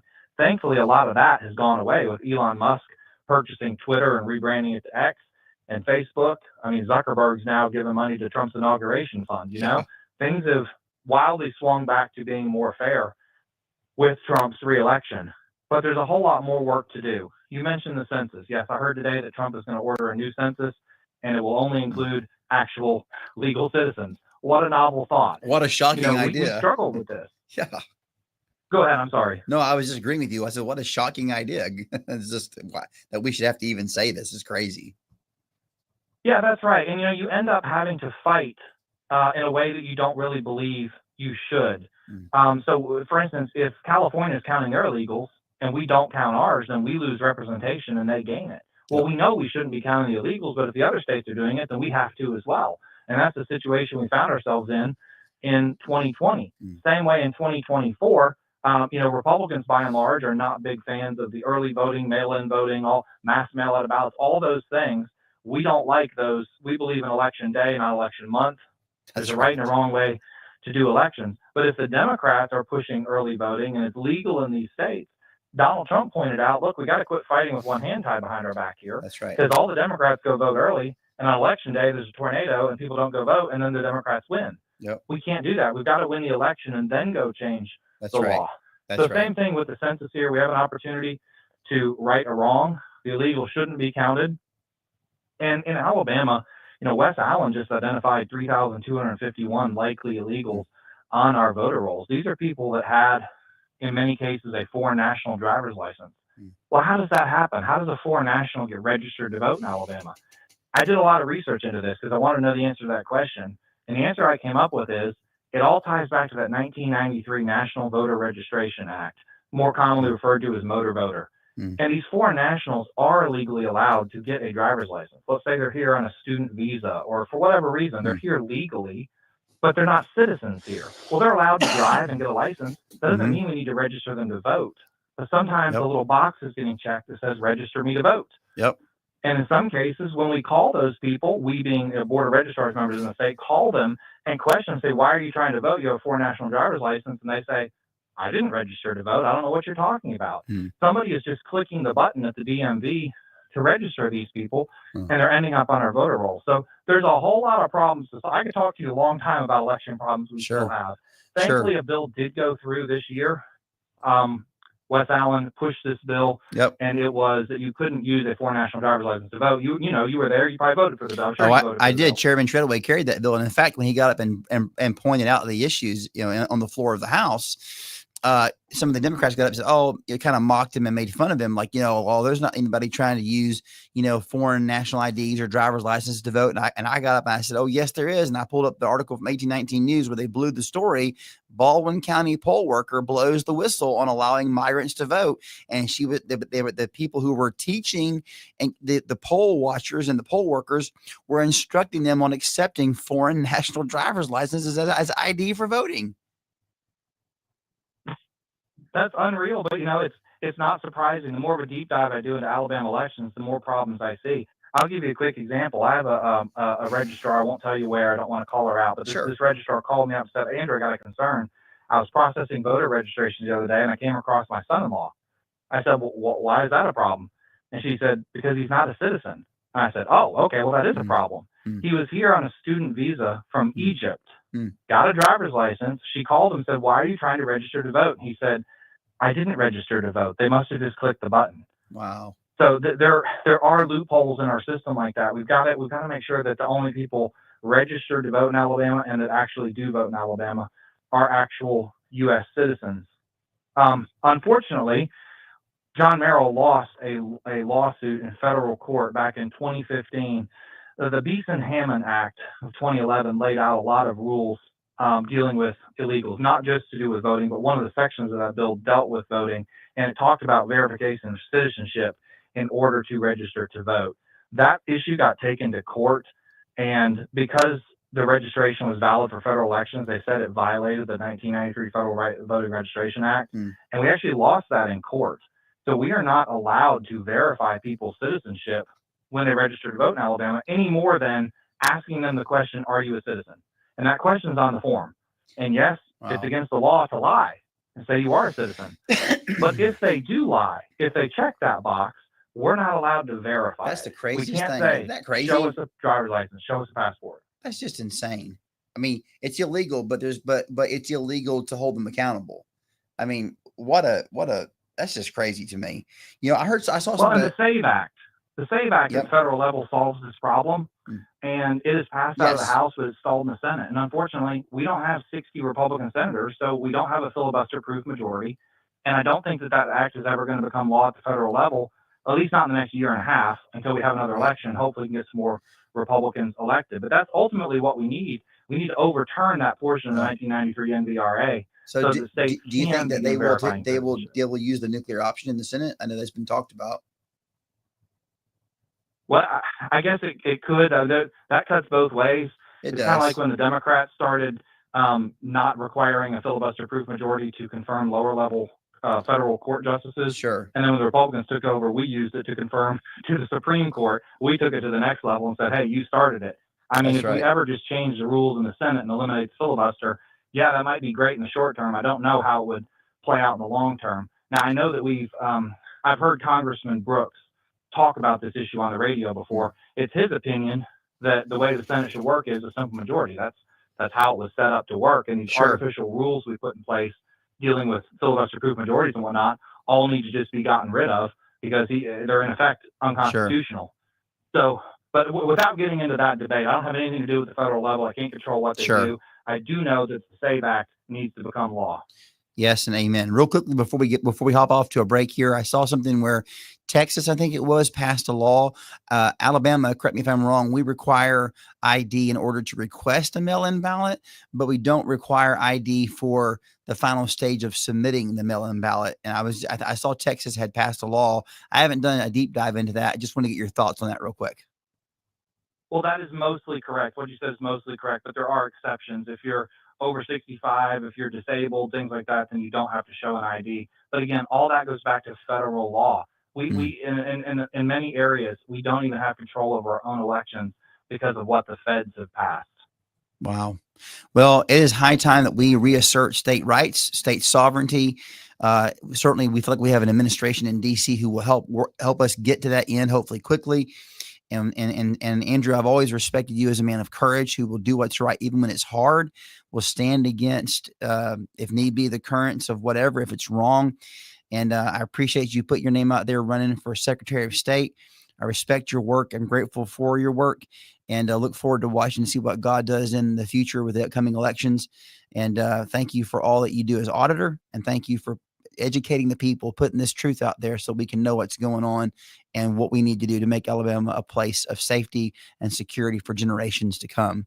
So this is Ernie Yarbrough, Rightside Radio. Thankful for the opportunity to get on the airwaves, speak the truth, bring people on, share what's right, and have that freedom, that American freedom of the First Amendment to speak and to know that truth in the end always wins. That is the right side way. I learned in national media and apply it to my state to fix my state. You know what Jeff told me? We went down to Fairhope and we had lunch. And he said, man, I've had all this national media success and experience. He's like, I want to take everything I've learned and I want to change our state. So like verbatim what my vision and mission was. And I'm like, whoa. And so we hired him and it's been.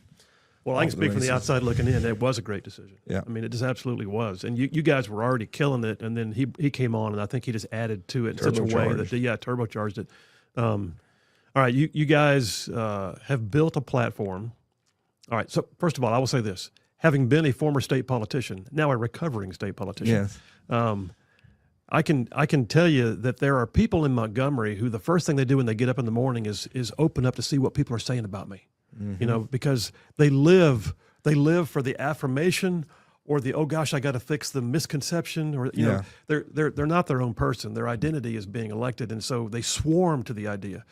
And then there's the others who want to know what the general sense of things is in our state, because, you know, before I vote on the bill, I gotta, you know, and then there's those who are there's a deep state in Montgomery. Oh, yeah. Who are checking to make sure no one's exposing the deep state. Yeah. And then there's a lobbyist group who are making sure the bill's not getting maligned. And then, I mean, it's on and on and on. But they were all sourcing it from the same, you know, just ragged pieces. Yeah. And I'll name them. AL.com and Alabama Political Reporter were awful. Yellowhammer with the time was probably the premier that we could go to and feel like we weren't going to get just maligned or slimed. Yeah. But you guys came along with 1819, and I will just tell you right now, outsider looking in, y'all are the go-to now. Yeah. And this has been, what, 4 years? Exactly 4 years. Yeah, 4 July years. 1st. Yeah, so we were 4 years on the air last week. Yep. And you guys are 4 years out in the world. Yeah. But I'll just affirm that. I really think that you guys have just nailed it. Still more to do. Yeah. But you have nailed it. And, you know, here's AL.com now having to paywall everything and laying their staff off, and you guys keep growing. Yep. I think there was a hunger for truth in news reporting. Who knew? Who knew? All right, let me do this. I gotta move forward. I mean, Yeah. now that I've you know blown all that smoke up your skirt, Yeah, let's talk about Sure. one of the hardest things that I know you guys have been through. Yeah. In a few minutes here, November of what was it, 2023? Yep. Guy named Bubba Copeland. Yeah. Great guy. Down in Lee County. Yeah. Was living dual lives, portraying himself one way during the day, living a very awkward, prurient lifestyle after hours. And the story dropped in your lap, and y'all decided to run with the story. And you made national news for all the reasons you'd rather not, because he wound up taking his own life. Sure. You and I were talking last night at dinner. That was not just a news story. That was a cultural episode for you guys at 1819. Tell me a little bit about that, the decision-making to actually run with the story and the aftermath, and any thoughts on it since. Sure.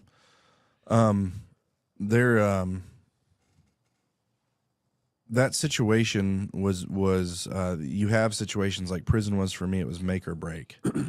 You have in an organization, you have these moments which are existential crises that you go through where this is either going to make us or it's going to break us. But if it makes us, we're going to be galvanized and unified and battle tested. But if we're not, it's going to break us. And that was a make or break. And so there's a story behind it. I had a World War II pilot. This is the short version of the story, who flew P-51 Mustangs. And about 3 or 4 years before I started 1819 News, God gave me this story. I won't go through the whole story. But essentially, I'm in his house. He lives with his son, and his son is a pastor friend of mine. And I was looking at this P-51 Mustang replica. Well, Bill Brown, he was shot down in the Battle of Iwo Jima. His plane was ripped to shreds by anti-aircraft artillery, crashed in the Pacific Ocean, and he was rescued by an American submarine in enemy waters, right? Unbelievable. So I'm wanting to talk to him. Well, I never really got the opportunity to talk to him, but we're about to leave, and I'm looking at this P-51 Mustang replica, okay? And he's 92 years old, and he's in a motorized wheelchair. I'm looking just fascinated by this propeller plane that he flew in one of the greatest battles in our nation's history, and what it would be like to be in a propeller plane having it ripped to shreds by anti-aircraft artillery, you know. Yeah. And he rolls up beside me, and it kind of startled me. And I looked down, I said, you know, he says, Brian. I said, yes, sir. He said, Brian, there was a time when we did what was right, even if they shot bullets at us. He said, Brian, there's coming a time in your life when you're going to have to do what's right, even if they shoot bullets at you. And he rolled off. That is our motto at 1819 News. We're going to do what's right, even if they shoot bullets at us.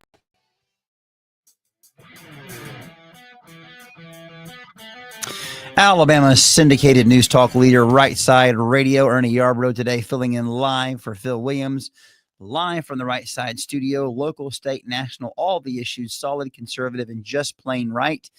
We're coming into a big election season here. All kinds of races are up for grabs statewide. Obviously, governor, lieutenant governor, secretary of state, auditor, even the ag commissioner. But one important race that is really a whole set of races, this whole office, it's really important, that often gets overlooked, is the State Board of Education. Incredibly important for policy in our state and directing the faith, values, morals, and excellent quality of our schools. And I have on today with me someone running for State Board of Education, Emily Jones. You may know her, Moms for Liberty, a warrior and fighter for freedom and faith, and she's thrown her hat in the ring for State Board of Education. Emily, welcome to the show. Thank you for having me. My honor to have you, young lady. And I wanted to just give the platform, the floor to you for a minute to just talk for about 4 minutes about how you got with Moms for Liberty, and then jump into why you're running and what your platform is. Yeah, well, thank you. Yeah, like you said, most people know me for Moms for Liberty and the things that we've been doing, whether it's See You at the Library events with Kurt Cameron or dinners with Riley Gaines and Marjorie Taylor Greene. We kind of do a lot, very broad efforts there. But that's really, how I got my feet into politics, is dealing with that. Like most people, COVID was a wake-up call. Seeing the things that were happening with our kids, not necessarily curriculum-wise, but just the overarching or the overreach of government authority telling our kids what we had to do. We all kind of went through that together. But that's really what got me awake and involved, and realized that our school boards are not making decisions that they should be making. So for me, I engaged on the masking issue and sent an email to my local school board outlining why masks were bad and we needed to not do that. We needed to really let parents decide. And my superintendent very politely, and he really was very genuine in his response, just said, well, we follow the guidance of our local health department. Well, you start pulling that onion back, and you really start realizing that none of our decisions are made locally. They're all being made at a state level, and in some cases national levels, and they're just forced upon all of us.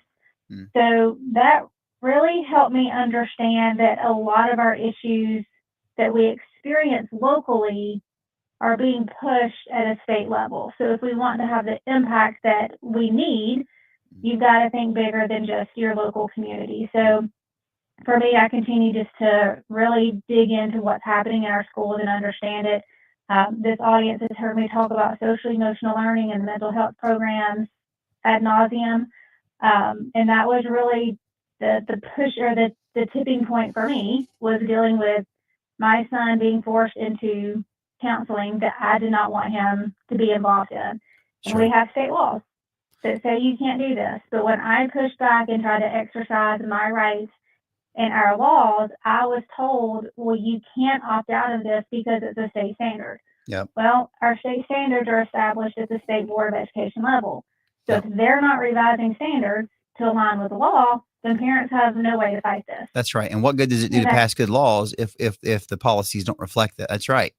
100%. Exactly. Yeah, no, for sure. Exactly. So we got about 35 seconds here, maybe 40 seconds sorry, this has been like a shorter clip here, but I wanted people to hear your voice. Why are you running, and what difference do you want to make?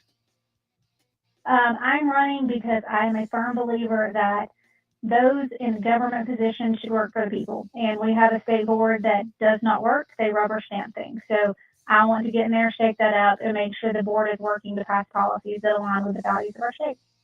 Wonderful. Yes, we need people in our places of elected office who will support our values, reinforce when we do pass good legislation, and make sure that, even as we see at the DC level, it's not just about passing good laws, but it's about who's implementing and walking those laws out and being held accountable for the faithful enactment of laws that are passed under the goodwill of our people. So Emily Jones, running for State Board of Education, Moms for Liberty champion, looking to do what's right even when the going gets tough, because that is the right side way. And it's one thing to say it, it's another thing to do it, okay? And that moment, we had to make that decision. And so we find out that this guy who is a mayor of Smith Station, he is the pastor of First Baptist Church. This is the Bubba Copeland we're talking about. Yeah, Bubba Copeland. Yeah. First Baptist Church, Phoenix City. Yep. And he's living in a double life as an online trans porn star. Okay. I am a worldview guy, and call it what you will, whatever. Not only was he an online trans porn star, he was writing homoerotic slasher fiction. I didn't know that was a genre until this. Okay. And what that means is he's writing stuff where it's obviously like, depicting homosexual sexual fantasies that is just sick. And then he's also talking about killing people in these writings. I didn't make it that far into reading it. Okay. Craig did. And shout out to Craig. Craig is Craig Monger is, the guy is unbelievable. I mean, this story embodies how unbelievable it is, but all of our huge, bombastic, heavy hitting stories, 80% of the time it's going to have Craig's name on it. Right. And this one was no different. And he had to read all this stuff. I read one paragraph and I knew that he was having sex with all the kids in his church just by reading that first paragraph. Okay. It was sick. He was, I mean, I don't know. I don't want to go too far into it, but he was literally just describing what it was like to have gay sex in this first paragraph and how wonderful it was and everything else. And just crazy detail. And I'm just like, oh my gosh. And by day, he's a pastor at First Baptist Church. Correct. And then also the mayor of Smith Station. And mayor of Smith Station. And it is just like, whoa. And then we found he has these memes on a social media account. And the meme is a picture of a boy. And then it looks like the boy transitioned into a girl. And so it's a meme that's encouraging children to transition their gender. And it says, get the shot, take the jab, become the whore, on this meme that he's encouraging children to transition their gender. Well, we published that. Well, the parents reach out and was like, hey, could you take my kids down? Those are your kids? Those are real, those are real people. He's like, yeah, no, we're in the community. That's my 14-year-old son and my 17-year-old daughter. Could you please take them down? I didn't know that part. Yeah. So he's taking pictures of kids in the community, making memes about transitioning, making it look like this boy transitioned into this girl when it was a brother and a sister. I mean, I could go on for hours. He was using real people in his community. Now, I know he was doing that in his writings too, wasn't he? Yes, in his writings. People's identities too. Correct. Yeah. So we have all that. That was what convinced us to write the first story, was some of the writings. We didn't know about the, writing to talk about killing and all that stuff. We just saw the heinous, perversion in the writing. We saw the meme encouraging children to transition their gender. He's a pastor. So these were kind of the facts. And Jeff and I sat up, I think that was a Tuesday night, until midnight playing devil's advocate. Well, if we publish, this is what'll happen. What about this? Just basically, we understand the power of what we do and we don't take it lightly. Yeah. And that's what I wanted to say is in talking to Jeff later, I don't know if I don't think you and I've ever talked about this in detail, but Jeff and I have talked about it some. And he stressed how this was not a flippant decision. This was not just another story. This was actually, y'all had some editorial meetings about this to decide whether we're really going to hit publish. Yeah. And what it all boiled down to, out of all the questions and conversations and, devil's advocate and, potential, scenarios, Jeff's like, Brian, if that was your church and your kids went there, would you want to know? Yeah. And we said, we're publishing. That's what we did. And so we published it on Wednesday morning. Wednesday night, he gets in the pulpit of First Baptist Church, Phoenix City, and he defends himself and downplays it and it's no big deal. Jeff didn't take very kindly to that, nor did I, nor did Craig. And so we dripped out 3 more stories, each getting worse and worse. Maybe it was 4 more stories. And I remember you had to put some graphics in there too to make sure that people knew this was real. Yeah. And they were like, you're sensationalizing the story. I said, no, the story's sensational. That, don't get it confused. We're not sensationalizing. We're reporting on a sensational story. This is insane. Yeah. And so we published some more stories. Well, the 4th story was the homoerotic slasher fiction, and where we got that terminology from. There's a woman in the community, and he used in this slasher fiction, he used her real name and the name of her business, which was in his community. Was actually she was friends with his wife. Uses her name and the name of her business and says that he's going to stalk her so that he can mimic her every move, so he can transition into her identity, kill her by throwing her off of a Carnival cruise ship, okay? Kill her so that he can have sex with her husband, okay? So we published that story. And of course, now from the first story we published, it immediately went national. New York Times, Fox News, Daily Wire, everyone is talking about it now. Yeah. So by the time that 4th story hit, it gobbled up the news cycle from that Wednesday to that Friday. That was all anyone was talking about in national media. Right. What is going on in Alabama? And we knew that was going to happen. That's why we were so cautious to publish it. But once we did, it was all in. And so now all there's national media and this story breaks, the Lee County sheriffs are like, we need to go do a wellness check on this guy.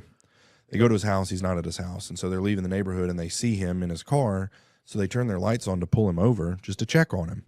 Well, the lights come on and he takes off. He thinks he's going to prison for probably all the, who knows? This is conjecture here, but all the things he could have, like, we know what he did, and but he doesn't know what we know that he did, and he probably did a lot more things that we didn't know. I was going to say, right? So that mind, there's more stacked in that correct. we don't even know about. Yeah, the wicked flee when no one pursueth, right? And so they turn their lights on, he takes off, and they get into a chase. Chase comes to an end, he pulls out a pistol, waving it around. I'm not going to take this anymore. Puts the gun to his head, pulls the trigger, kills himself. Okay, so now, that's not the intended goal. The goal was to see him, step down, get help. He chose to do that. Now the problem with him choosing to do that is that the New York Times, the Washington Post, and AL.com, and the Guardian, and the Daily Beast, and every other liberal rag in the nation blames Brian Dawson, Craig Monger, and Jeff Poore for killing him. Well, and I want to stress too, one of the things you told me last night, I knew that there had been liberal backlash. Yeah. I did not know your personal homes and families had been stalked and doxxed. Yeah. Yeah. So I missed that, or I'd have been praying about that specifically. I just knew you guys were getting just beat up in the press, but I didn't realize people wanted to beat you up for real. Yeah, no. So it started with we had protesters show up at our building. I guess that's to be expected. Thrown in for good measure. Now we started this radio show today talking about men of the West, talking about building again, talking about the need for men of courage, men of valor, men who will stand in the gap and do what is right, even when powers that be stand against them.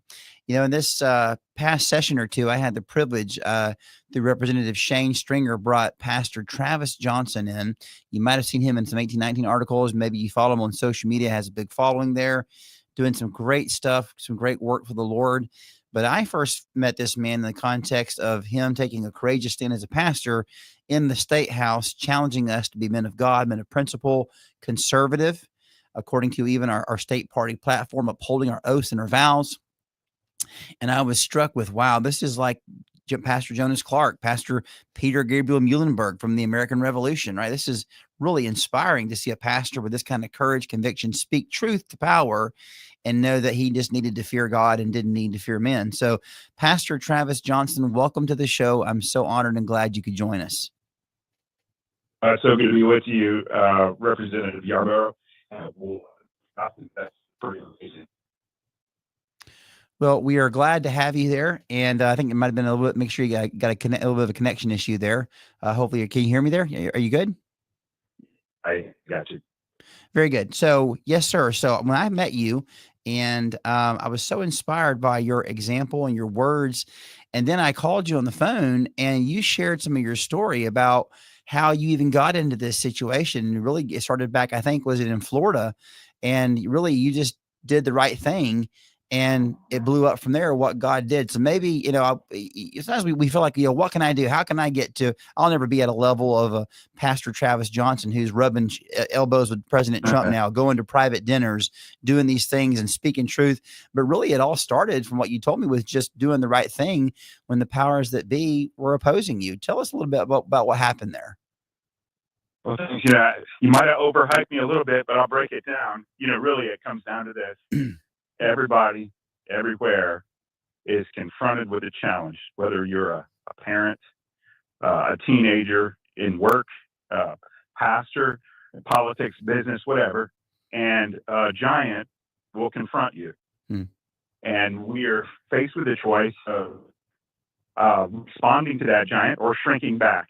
And so, I think like David, he took some sandwiches to the front lines to his brother, saw a giant shouting and condemning the God of Abraham, Isaac, and Jacob, and he spun around and looked for his brothers and that whole army to do something, but he didn't see courageous men. He saw an army of cowards, and what he did is he stepped up. And what I have found out is that when a giant confronts us, if we will step up, the giant will fall back. And the giants that confront us today become our platforms for tomorrow.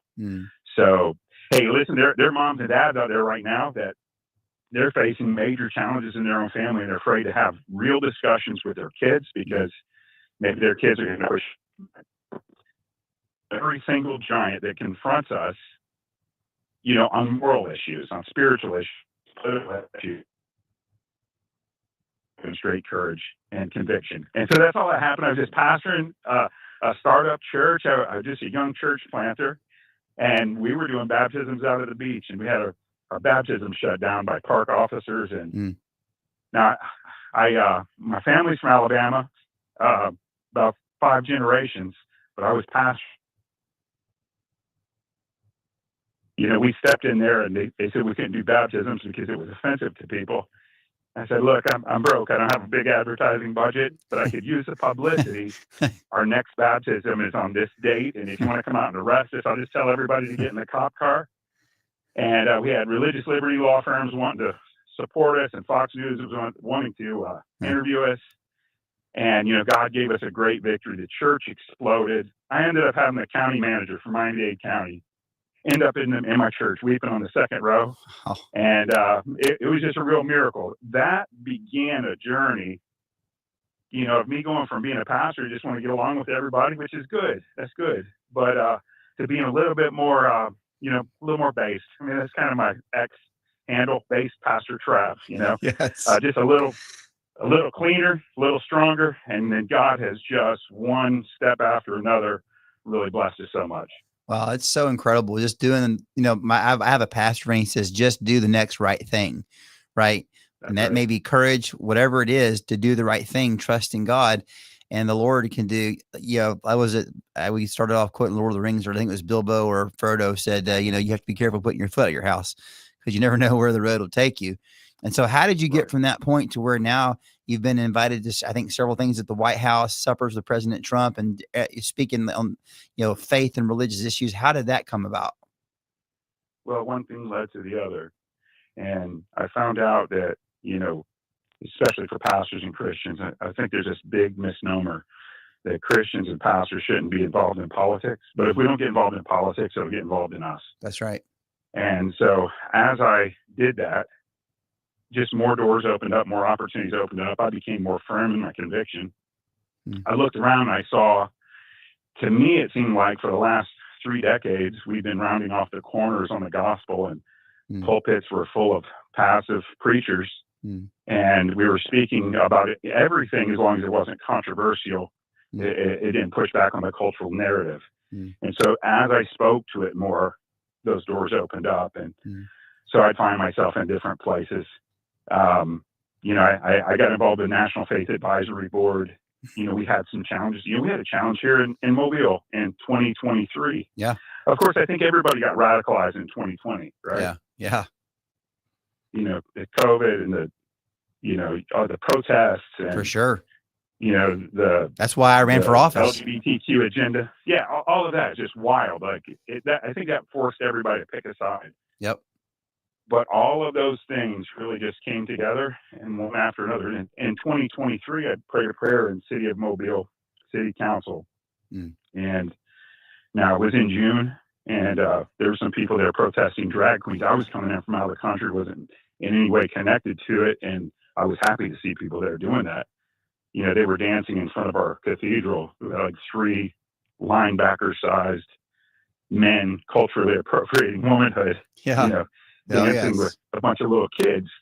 And so anyway, in my prayer, I said, I was praying for our leaders according to Paul's instruction to us in Timothy. And so I did that. And then I said, Lord, especially put a hedge of protection around our children who are being targeted by ideologies in our schools, parks, libraries, and online. And so when I did that, the lovely folks over at AL.com started writing articles about that. And our family got doxxed. My wife's salary was published, pictures of our kids, where we live, all that. So that was awesome. Now, activists did that. Freedom from Religion Foundation showed up. ACLU, Southern Poverty Law Center. They also, Human Rights Campaign started activating, and pastors all over Mobile came together. Yeah. And we wrote a letter to Mobile saying, as gospel pastors, we call on, we value the First Amendment rights of all people, but as gospel pastors, we call on all people everywhere, whether they are gay or straight, to repent of their sins and turn to Jesus Christ. And then secondly, as pastors who also represent taxpayers in the city, we totally object to the painting of our war memorial in rainbow, drag queens dancing with our children in our parks using our tax money, and to having LGBTQ liaisons in city council. And it was an amazing point where we came together. Long story short, the LGBTQ liaisons got fired. We became the first city in America to lower our human rights campaign NEI score. So we're less indoctrinated in 2025 than we were in 2023. Amen. Well, and that really started because, again, by the grace of God, courage to act. And it's like, the worst they can do is threaten you, but then that threatening and that doxing and that becomes the platform. It's like God takes, it's like the cross in a sense, God takes the worst that the devil can do, or in your case, like it's sort of the worst that the servants of darkness can do. And that becomes a platform for greater things. And, Right. and it's like the message there is don't not have courage, right? Remember Braveheart, the movie where he says to Wallace says to Robert the Bruce, he says, your title gives you claim to the throne of Scotland, but men don't follow titles, right? They follow courage. Right. And so that courage to stand on what you know is right, that it's like they're counting on men being cowards. They're counting on men being anything but what God has made men to be. And when I go and speak at Republican meetings, and even especially Republican women's groups, I say, look, I believe our number one problem under God is a lack of principled, courageous, biblical male leadership in this country. And so I was just struck when you were speaking, just maybe as we have about maybe a minute left here, just what is your message to Christian men and particularly to Christian politicians, men who are politicians, what do they need to do to have courage and to do what's right? What would you say to them to encourage them to stand according to our party platform and our biblical platform on which we put our hand and take an oath? I would say stop telling us what we want to hear and failing to do what you promised. We elect conservatives. We want conservatives to watch. I don't want another sidewalk in my town if I have to give up my sons. I don't want it. And so the cultural and the economic, all of those things matter. And so much of government has encroached on that which is theological and that which is moral. And so we've got to stand. And let me say this, there's some great things. If you want to get invited by President Trump, you have to face some giants. That's really what it is. So I never asked for it. It is, we got a great president. Man, he's an awesome president. I'm so thankful for him. He's pushed back on this gender indoctrination stuff. He's done so much. Our economy, I go on and on. But, I do have something right now that literally we just hit the launch button on it. And the greatest genocide is going on in the world right now in the DR Congo. I just came back. President Felix Antoine Tshisekedi had invited me. I preached on the front lawn of their White House to 30,000 people. Wow. In a meeting that he named DRC USA for peace in Jesus Christ. Wow. And there have been 8 million people killed. Right now, there are 700,000 people displaced. Last Sunday, there were 40 Christians in a church beheaded. The week before that, 70 is genocide. And so we are asking people to help end the silent genocide. I'd love for all the awesome Rightside folks to go to endthesilentgenocide.com, drop your signature. I just got off Eric Metaxas. Oh, yeah. He based a ton of incredible people, Dr. Alvia King. It's a powerhouse group. And, why have influence? Why see a need like that and then not have the courage to step forward? So I'd love for everybody to come over and check that out in thesilentgenocide.com. Amen. I pulled it up now. We'll get on there and sign the petition. Pastor Travis, thank you for coming today. Thank you for joining us. Your courage is an inspiration to me. I mean, to me, it's like God is gracious to bring the manifestation back of men and pastors. When you think, oh, it's the end, or it'll never be the same, or we had great men in the past, great leaders, but no. God is in the business of taking darkness and peeling it back with light. God is in the business of raising up in the moments of need. God is in the business of raising up men across multiple spheres of life and ministry to speak truth to power and shine light into the darkness. We praise God for you. And I trust that if any politicians are hearing the sound of your voice, they will heed your words, take courage, and do not, I love that line, t-shirt right there. I don't want another sidewalk if it means I have to trade my sons. So Pastor Johnson, thank you so much. God bless you, sir. You are a great example by the grace of God of the right side way.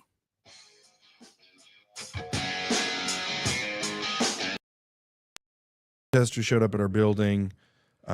We had to hire security to be in our building. Alabama Unfiltered broadcasted from another studio for a couple days, and for the record, y'all are headquartered in Scottsboro or someplace like that. That's yeah, right. That's so right. Somewhere far, far away from Birmingham.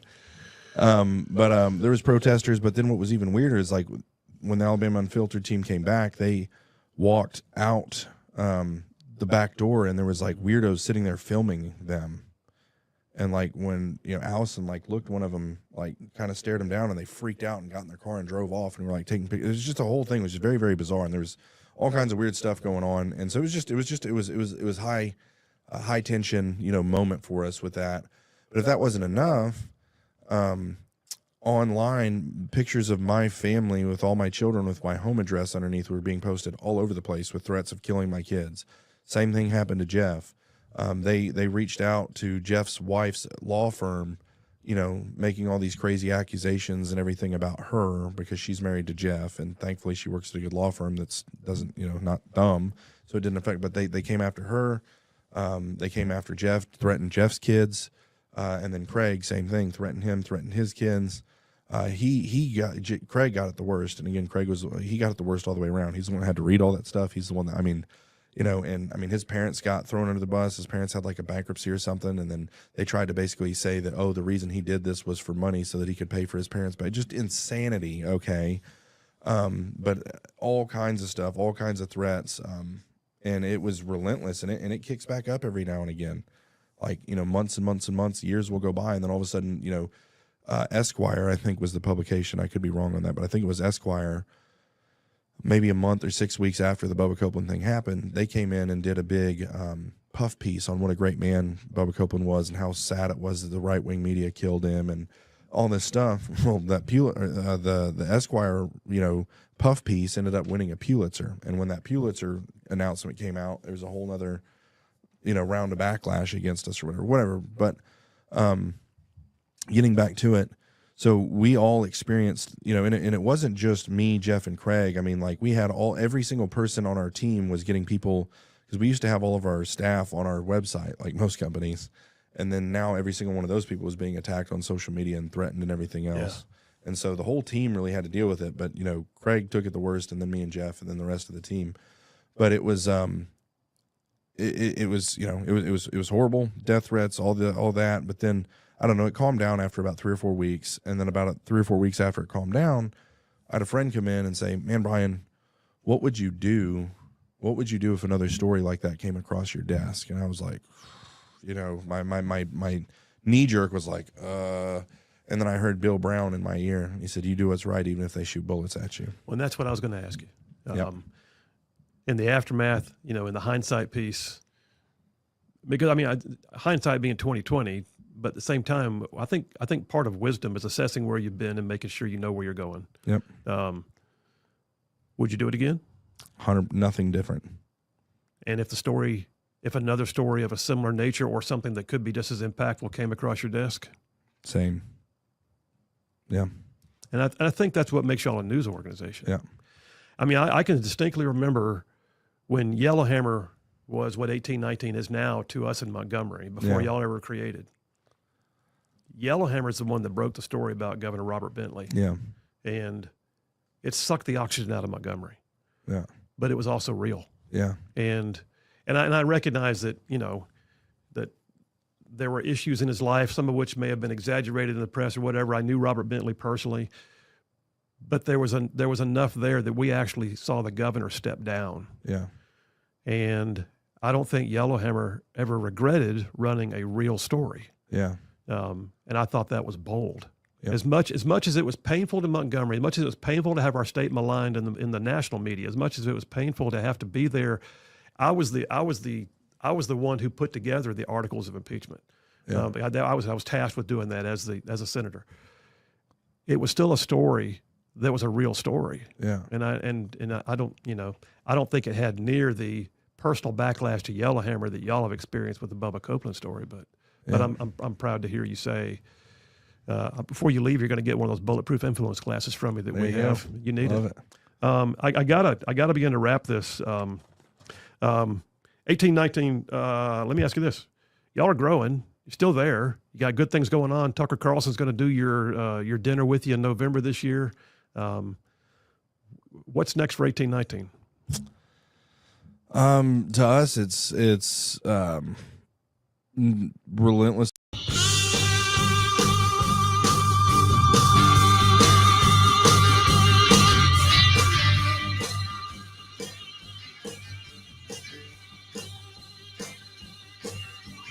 We're back, Ernie Yarbrough, Rightside Radio, covering all of North Alabama, solid, conservative, and just plain right. Well, it's been a great day so far. We've made it through all of our triple dippers. We've talked about the March of Medical Freedom. We have talked about off the Federal Reserve. We had Pastor Travis Johnson on talking about the need for courageous men and pastors. And, you know, it's been an interesting, not just, I was just talking with JP this past 4 years, taking perspective on what happened in high school sports and families, what happened in so many areas of life. And it's like, we're in this land of, through difficulty, this land of like fresh perspective. And sometimes, you know, you have to go through adversity.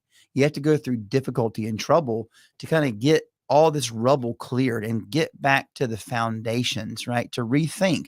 Well, the question, Bible verse, right? What if the foundations are destroyed? What can the righteous do? Well, the answer is you clear the rubble and you build again according to the first patterns, right? And so that's what we are involved in, this process of clearing the rubble, clearing the confusion, clearing all of the spiritual darkness and the things that have been so destructive to, doesn't matter if it's doesn't matter what your skin color is, what your economic condition is, none of that matters, right? Bad moral and economic principles are just destructive to human flourishing. And so God in his grace, and, you know, that affliction, that difficulty has been used for good. Sometimes we were just talking about, sometimes you have to go through hell and back before you're ready, you're prepared to look at things through new eyes, through really things that really are old principles, but they seem really new because they've just been forgotten. And so we're in this really amazing place where we can do that and we can take a fresh perspective and a fresh step. You know, it's interesting, you know, one thing that maybe in recent news illustrates kind of the crazy woke nature of the left, you know, but where we don't need to stop with just a natural reaction is the whole Sydney Sweeney situation, right?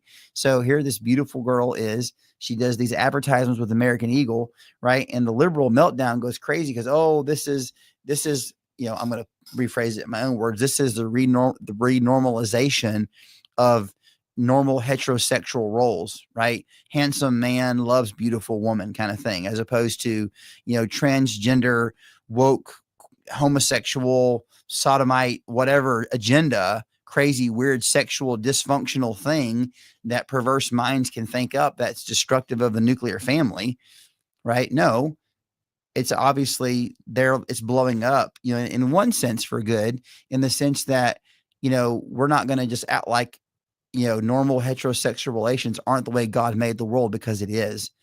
And in fact, that's the only way the world of people continues. But let's not stop there. As a conservative community, as a nation, let's not just stop there, because what we don't need is just the renormalization of heterosexuality that leads to cheap and free sex, because the reality is there is no cheap and free sex, because we're emotional, physical creatures, right? But reality is, let's go from there to celebrating healthy families, healthy sexuality. Sure, let's celebrate beautiful womanhood in a modest and clean way. Let's celebrate strong manhood, right? Masculinity is not toxic. It's always good if it's done in the right way. But let's celebrate not just a returning to the idea that heterosexuality is normal and good, but let's return to a healthy view of good sexuality, monogamous relationships, that healthy environment where children can grow up and be loved by two parents, and where the husband and wife can reject the ball and chain song culture of marriage and rediscover again the beauty and passion, the fire and love, the romance relationship, and the intimacy that God planned for man and woman when he made them first in the garden.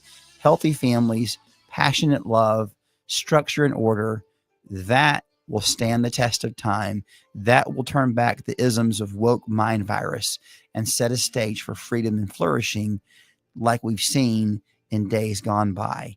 That is the right side way. Doing our journalistic reach and impact. We want to be the premier. We already are. Like, again, anyone who's paying attention to what's going on in the state, we're the place to be. However, AL.com is still considered the outlet of record, right? The news outlet of record, the paper of record, if you will, even though they don't print papers anymore. They're the outlet of record, and so we want to replace them as the outlet of record. We want to be it, right? And so total dominance in the state is the only thing that we'll settle for.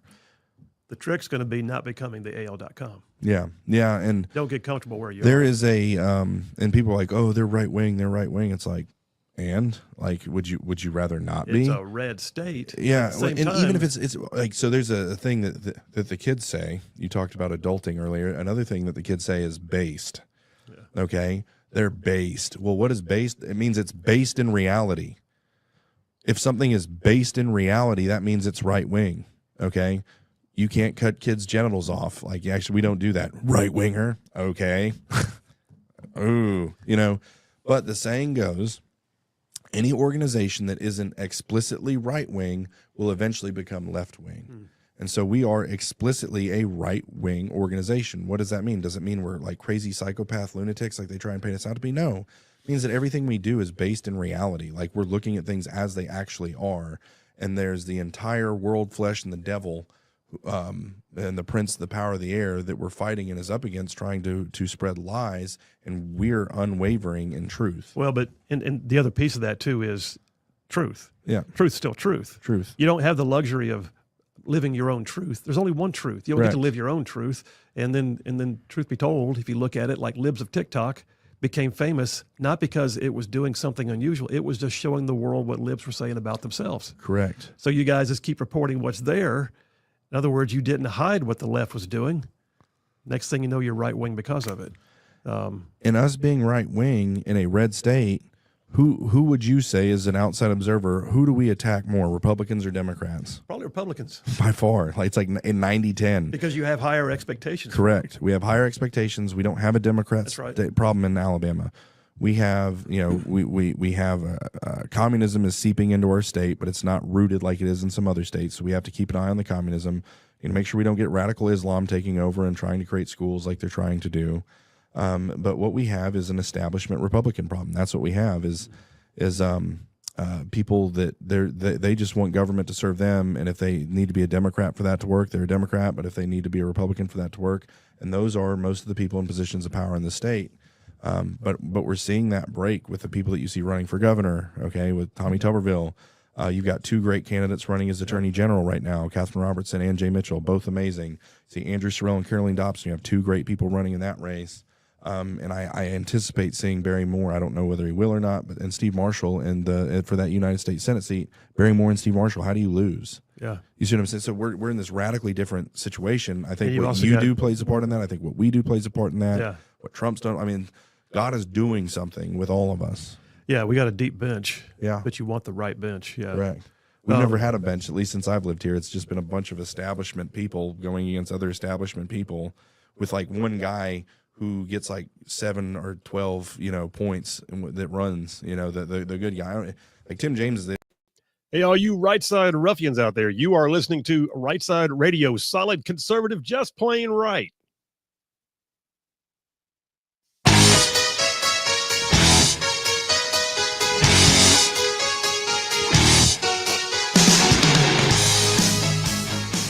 Alabama syndicated news talk leader, Rightside Radio, Ernie Yarbrough, live from the Rightside studio, local, state, national, all the issues, solid, conservative, and just plain right.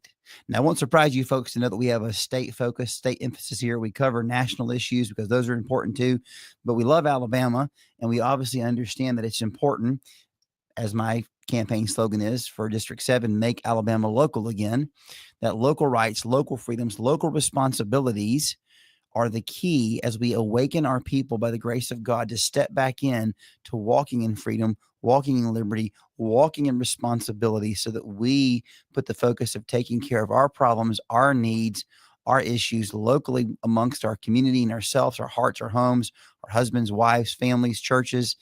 That's what we're trying to reawaken and see this revival of. And in that context, one of the things that we've learned through Twitter, X, how important mainstream media is, and in particular state media, to tell the truth, speak purity and goodness and wholesomeness to the culture, celebrate the free and flourishing, and have an honest distinguishing and exposing of the good versus the bad, the right versus the wrong, the corrupt versus the pure. And there are, I would argue, there's no place that does that as impactfully and as amazingly as 1819 News.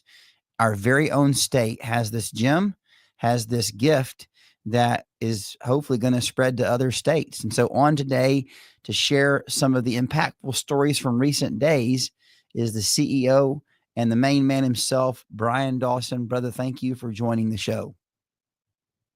Hey, man. Happy to be here, Ernie. Always appreciate the opportunity to jump on the airwaves, and I think I'm actually going to be in studio with Bill tomorrow. If he makes it back, if not, I'll be guest hosting like you, so it'll be a good time.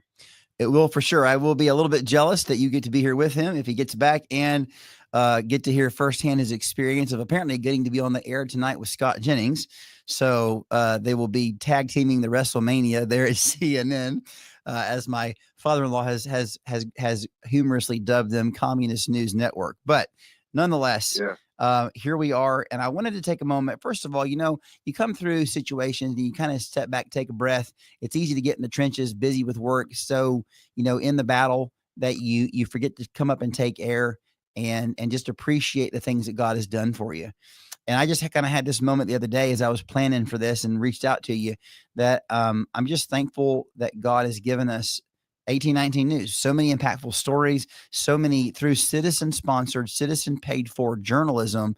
So obviously your focus is on serving the people, telling the story, celebrating the good, beautiful of Alabama, the free and flourishing, exposing the rotten and the corrupt so that goodness and truth and freedom can flourish. So I wanted to have you on today to talk a little bit about that and particularly highlight some recently impactful stories, whether it's Sanford, whether it's Regions Bank, whether it's the Governor Wallace's wife, Lisa, the stories there, just ways that 1819 News is turning the tide of culture and truth to make a difference in Alabama. Also talk about your gala coming up.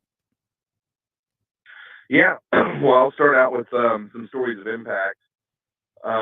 You hinted at a couple, but I think the biggest thing that we've been involved in come to fruition here recently is the VCAP legislation that was passed. Something that the state legislature in Alabama did a great job on was basically banning the ability, for people to do transgender surgeries or pump children full of cross-sex hormones. That VCAP legislation was passed during the Biden administration. The Biden Department of Justice immediately went to war with the state of Alabama and also against Eagle Forum and Becky Garrettson.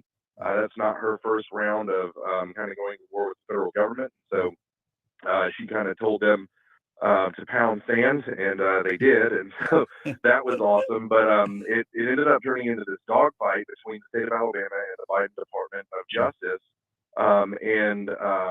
When the Attorney General, Steve Marshall, went to fight this, it was a huge fight, and it was an uphill battle to be able to go to war against an unlimited funded Biden Department of Justice that was adamant that they were going to tell these red states, these southern states, these Bible Belt states that they needed to get on board with transgenderism and cross-sex hormones and all this other stuff.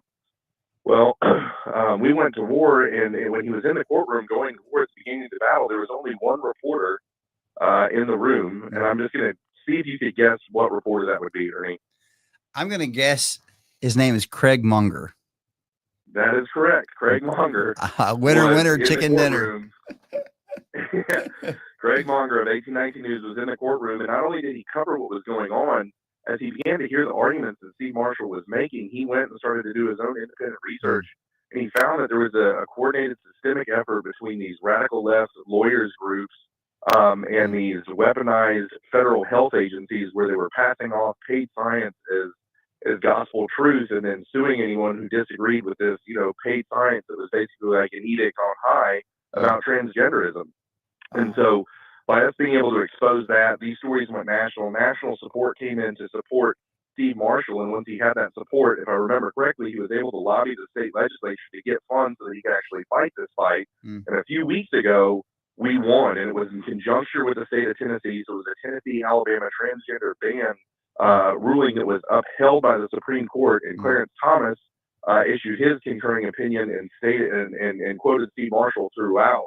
And Attorney General Steve Marshall say that was basically a tag team effort with 1819 News and Steve Marshall, and then obviously Eagle Forum with getting this done in our state. And so I think that's one of the most historic culture battle victories in the state of Alabama, and that just happened. So that's really big news. Wow, and that doesn't happen. That doesn't happen without citizen-sponsored journalism. And in that context, a culture in the newsroom there with you guys, where you're like, you know what, wherever the truth is, you go find it, you dig it up, you expose it, you share the truth. And Alabama families and homes and Tennessee and the whole nation, and really the world, because of the influence of America, is the direct beneficiary of that kind of work. Yep, that's absolutely it. Another one that you brought up is Stanford University, and so this should be an absolute conservative Christian gem in the state. It should be that we should have our own liberty here. We should have our own Hillsdale here, and we have the opportunity and the potential to do that with Stanford University, a historically Baptist institution, historically Christian institution. But what we found and had people from Stanford who brought us this information showed that that is not the case. And indeed, it's been on a leftward drift for about 15 to 20 years. But it really, in 2019 and 2020, they turned it up to 10. They dialed their wokeism up to 10, specifically in that racial justice space when all that CRT was starting to reign supreme. Stanford University bought the you're a bad person because you're white kind of stuff, hook, line, and sinker. And they actually created a racial justice task force at Stanford University. And the job of the racial justice task force was to go out and dig up the racist roots of the institution so that they could perpetually repent for their racism. And so what they found is they dug back, back into the 1800s when the university was planted, is that the founders of the university, the people whose blood, sweat, and tears they poured into creating this Christian institution of higher learning, were slave owners, and that they fought for the Confederacy. And so, that can't be. That's horrible. So what do we need to do? Well, we need to perpetually repent of the fact that Stanford's racist founders owned slaves and that they fought for the Confederacy. And the only way to do that is by bringing in a bunch of black communist professors and overly recruiting, black students from black communities rather than based on meritocracy, right? And so that's what they did, and that was kind of this perpetual repentance. But it's all the DEI. It's teaching about race-based philosophy. It's just insane. And April Marie Fogel is the investigative journalist who really went and just was like a pit bull that just gripped onto the story and just continued to dig and look into how bad it was. I'm only scratching the surface of it. But it was really bad. And the reason I think it's so bad at Stanford is that people, Christians send their children to that school. Any parent who has a child who sends their kid to college, there's that weird gut feeling like, am I going to lose my child? Is my child going to turn into a communist when I send them to college? Or am I going to lose my children when I send them to college? They come back liberals. That's someone that all parents are concerned about. But when you think about sending your kid to Stanford, you're like, well, this is Christian university. It's a safe space. Fine there. Yeah, right. And so with that, I would say, and I think you would agree with me, this is the true definition of what it means to use the Lord's name in vain. Okay. And so to take the Lord's name in vain. So to take the Lord's name is to place the Lord's name on your institution. and then use that to basically lull these parents into spending the hearts, minds, and souls of their children, the thing that's most precious to them.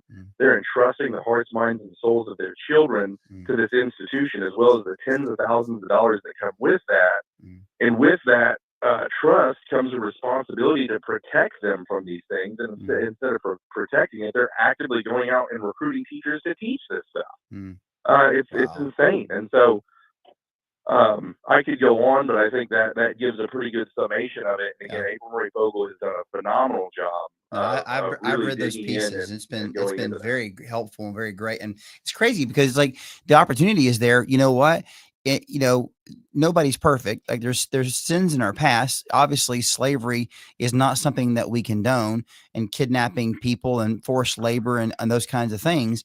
But instead of taking it as a gospel opportunity to say, look, this is how you eat the grape and spit out the seed of history, because every point of history's got our people are sinners, and there's the good and the bad. Even in the best of people, there's good and there's bad.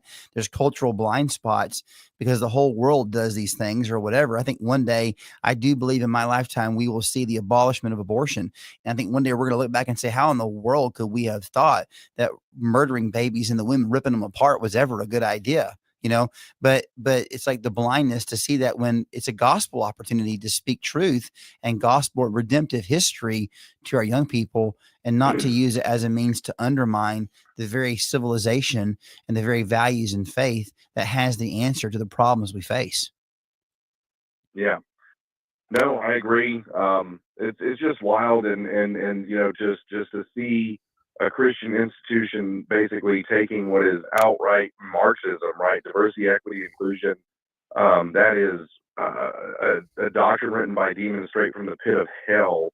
And for a Christian institution to take that and then recruit professors to teach that, and then to have them do that to, Christian children under the guise of it being Christianity is absurd. So, that's a big one. And I think another one, we joked that we got multiple big mules in one newsletter a few weeks back on a Monday newsletter. You would be hard pressed to find one news publication in the state that would write anything negative about one of the big mules. And when I say big mules, I mean Regions, Blue Cross Blue Shield, Alabama Power, Porch Band of Creek Indians, the Business Council of Alabama, right? These big power institutions that really control a lot of what goes on in our state, they're basically immune from criticism from most media in the state, because they either pay them off or that, people are just scared to say anything. And well, in one newsletter about 3 weeks ago, we exposed how Blue Cross Blue Shield was disproportionately denying claims, essentially, that were, in the state of Alabama, Blue Cross Blue Shield of Alabama, as well as United Healthcare, were denying claims at a higher rate than they were in other areas. And at the University of Alabama at Birmingham, they were blaming UAB. UAB was blaming them, and we basically got them to go into a sound off an article, and each of them pointing back and forth, no, it's them, no, it's them. And so it was really interesting to see that. And then you also saw Regions, Alan Minnick called it a fabulous op-ed that read more like a news story, where he was exposing Regions Bank, and the angle of the story was essentially that Regions is this huge economic powerhouse, but it started as a small community bank in the state of Alabama using the funds of average, ordinary Alabamians who are very conservative and God-fearing, and they took those people's money and built this huge, colossal empire that's now completely succumbed to DEI and ESG and doing all this stuff. And we mapped out and showed how that was happening, and kind of thumped them for that. Again, Regions is one of those groups that most people are scared to pick on, but we exposed the fact that they were doing this stuff. They denied it and kind of went into a crisis management mode and sent out this thing on Regions letterhead saying that 1819 News was lying and taking them out of context. So we published the Regions document with Regions letterhead where it was saying that we were lying, and listed all the areas where they said we were taking them out of context. And then we printed all the evidence showing where they were doing that. I think my favorite of which was their Twitter feed. We went, and it was funny. We were screenshotting their Twitter feed, and then as we were doing that, they were deleting the tweets, right? Oh my God. And one of them was, these two trans people like caressing each other in the picture, and it was talking about Pride Month. and on it goes, and so, it's great. And the fact that they're going and deleting this stuff is that they know that it's wrong. They did it because it was profitable. They didn't do it because they believed it. They didn't really believe that was good, but that was the path of least resistance that would bring them the most profits at the time. And so, when you have that kind of power, it comes with responsibility. Yep. And rather than you have the responsibility to do what's right, they went with the path of least resistance for maximum profits, and they brought this huge corporation into doing the bidding of, some pretty horrible stuff. Wow. Incredible, man. There's no way that this stuff would have ever gotten reported on. Was there not a news outlet that was dependent on, unless there's a news outlet that's dependent upon average, everyday Alabamian consumers, citizens, voters to pay for the news that you guys deliver. Your story is incredible. Your work is groundbreaking. We're greatly blessed to have you guys in the state. And we want you to know that we're thankful for you and the work that you do. We pray for safety for all you guys. Know it can be dangerous. You got death threats and crazy stuff that goes with that. Pastor Travis Johnson was on earlier. He got threats, doxed, all the things. But it seems like whenever that happens, God just lets the people who love darkness fight at you, but then they give you the platform to just help you grow some more. So, Brian, keep up the good work. Keep up the courage, because the opposition of darkness is just a platform for good men to grow great things.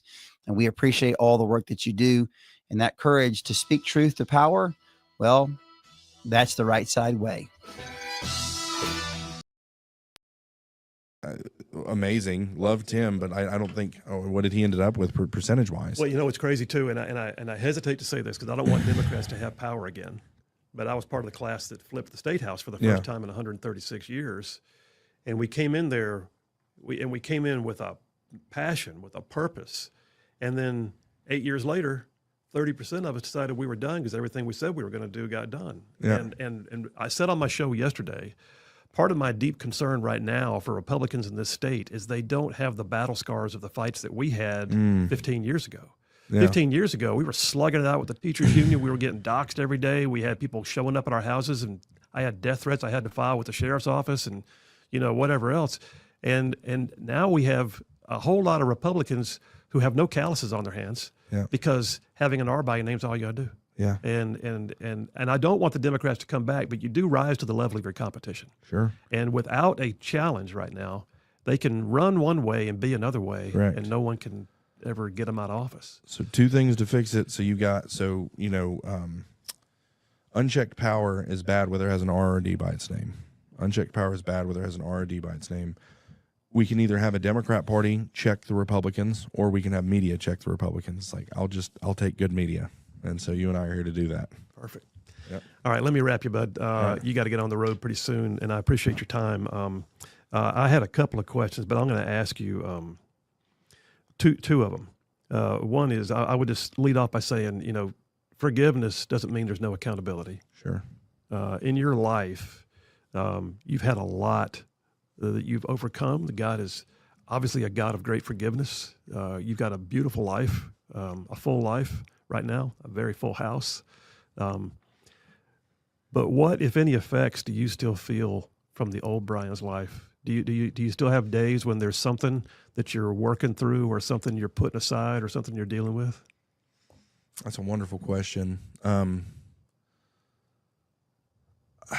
It's sometimes I'll be on my knees praying in the morning, and God will take me in a time capsule or a time traveling machine, and I will viscerally relive some of the things that I did when I was a very bad criminal, and I'll experience those things again, and then I come back to where I am, and it's He's showing me, this is where you were, this is where you are.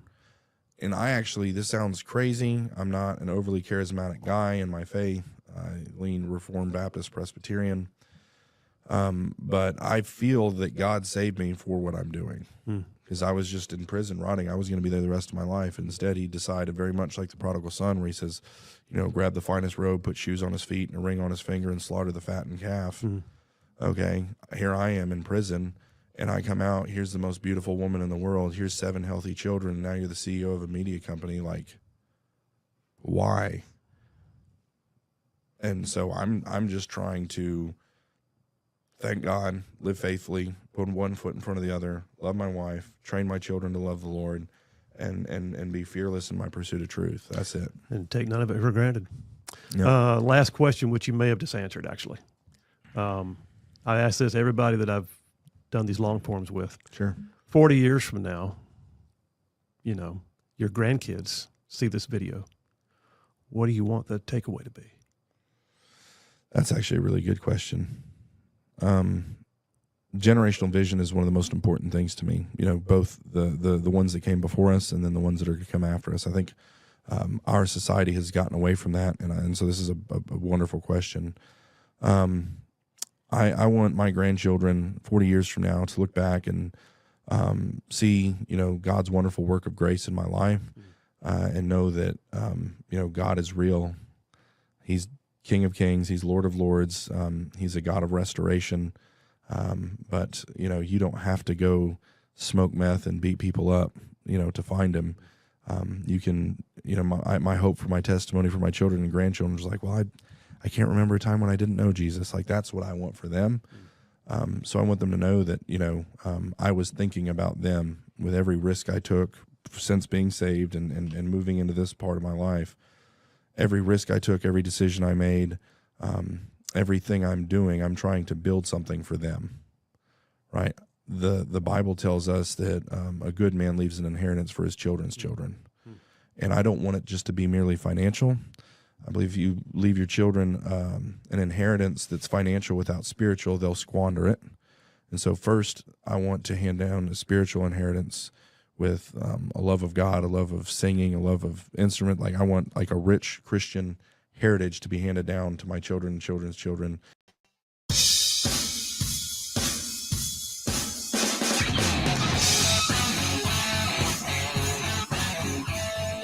And we're back here, wrapping up here, Rightside Radio. Ernie Yarbrough filling in for Phil Williams.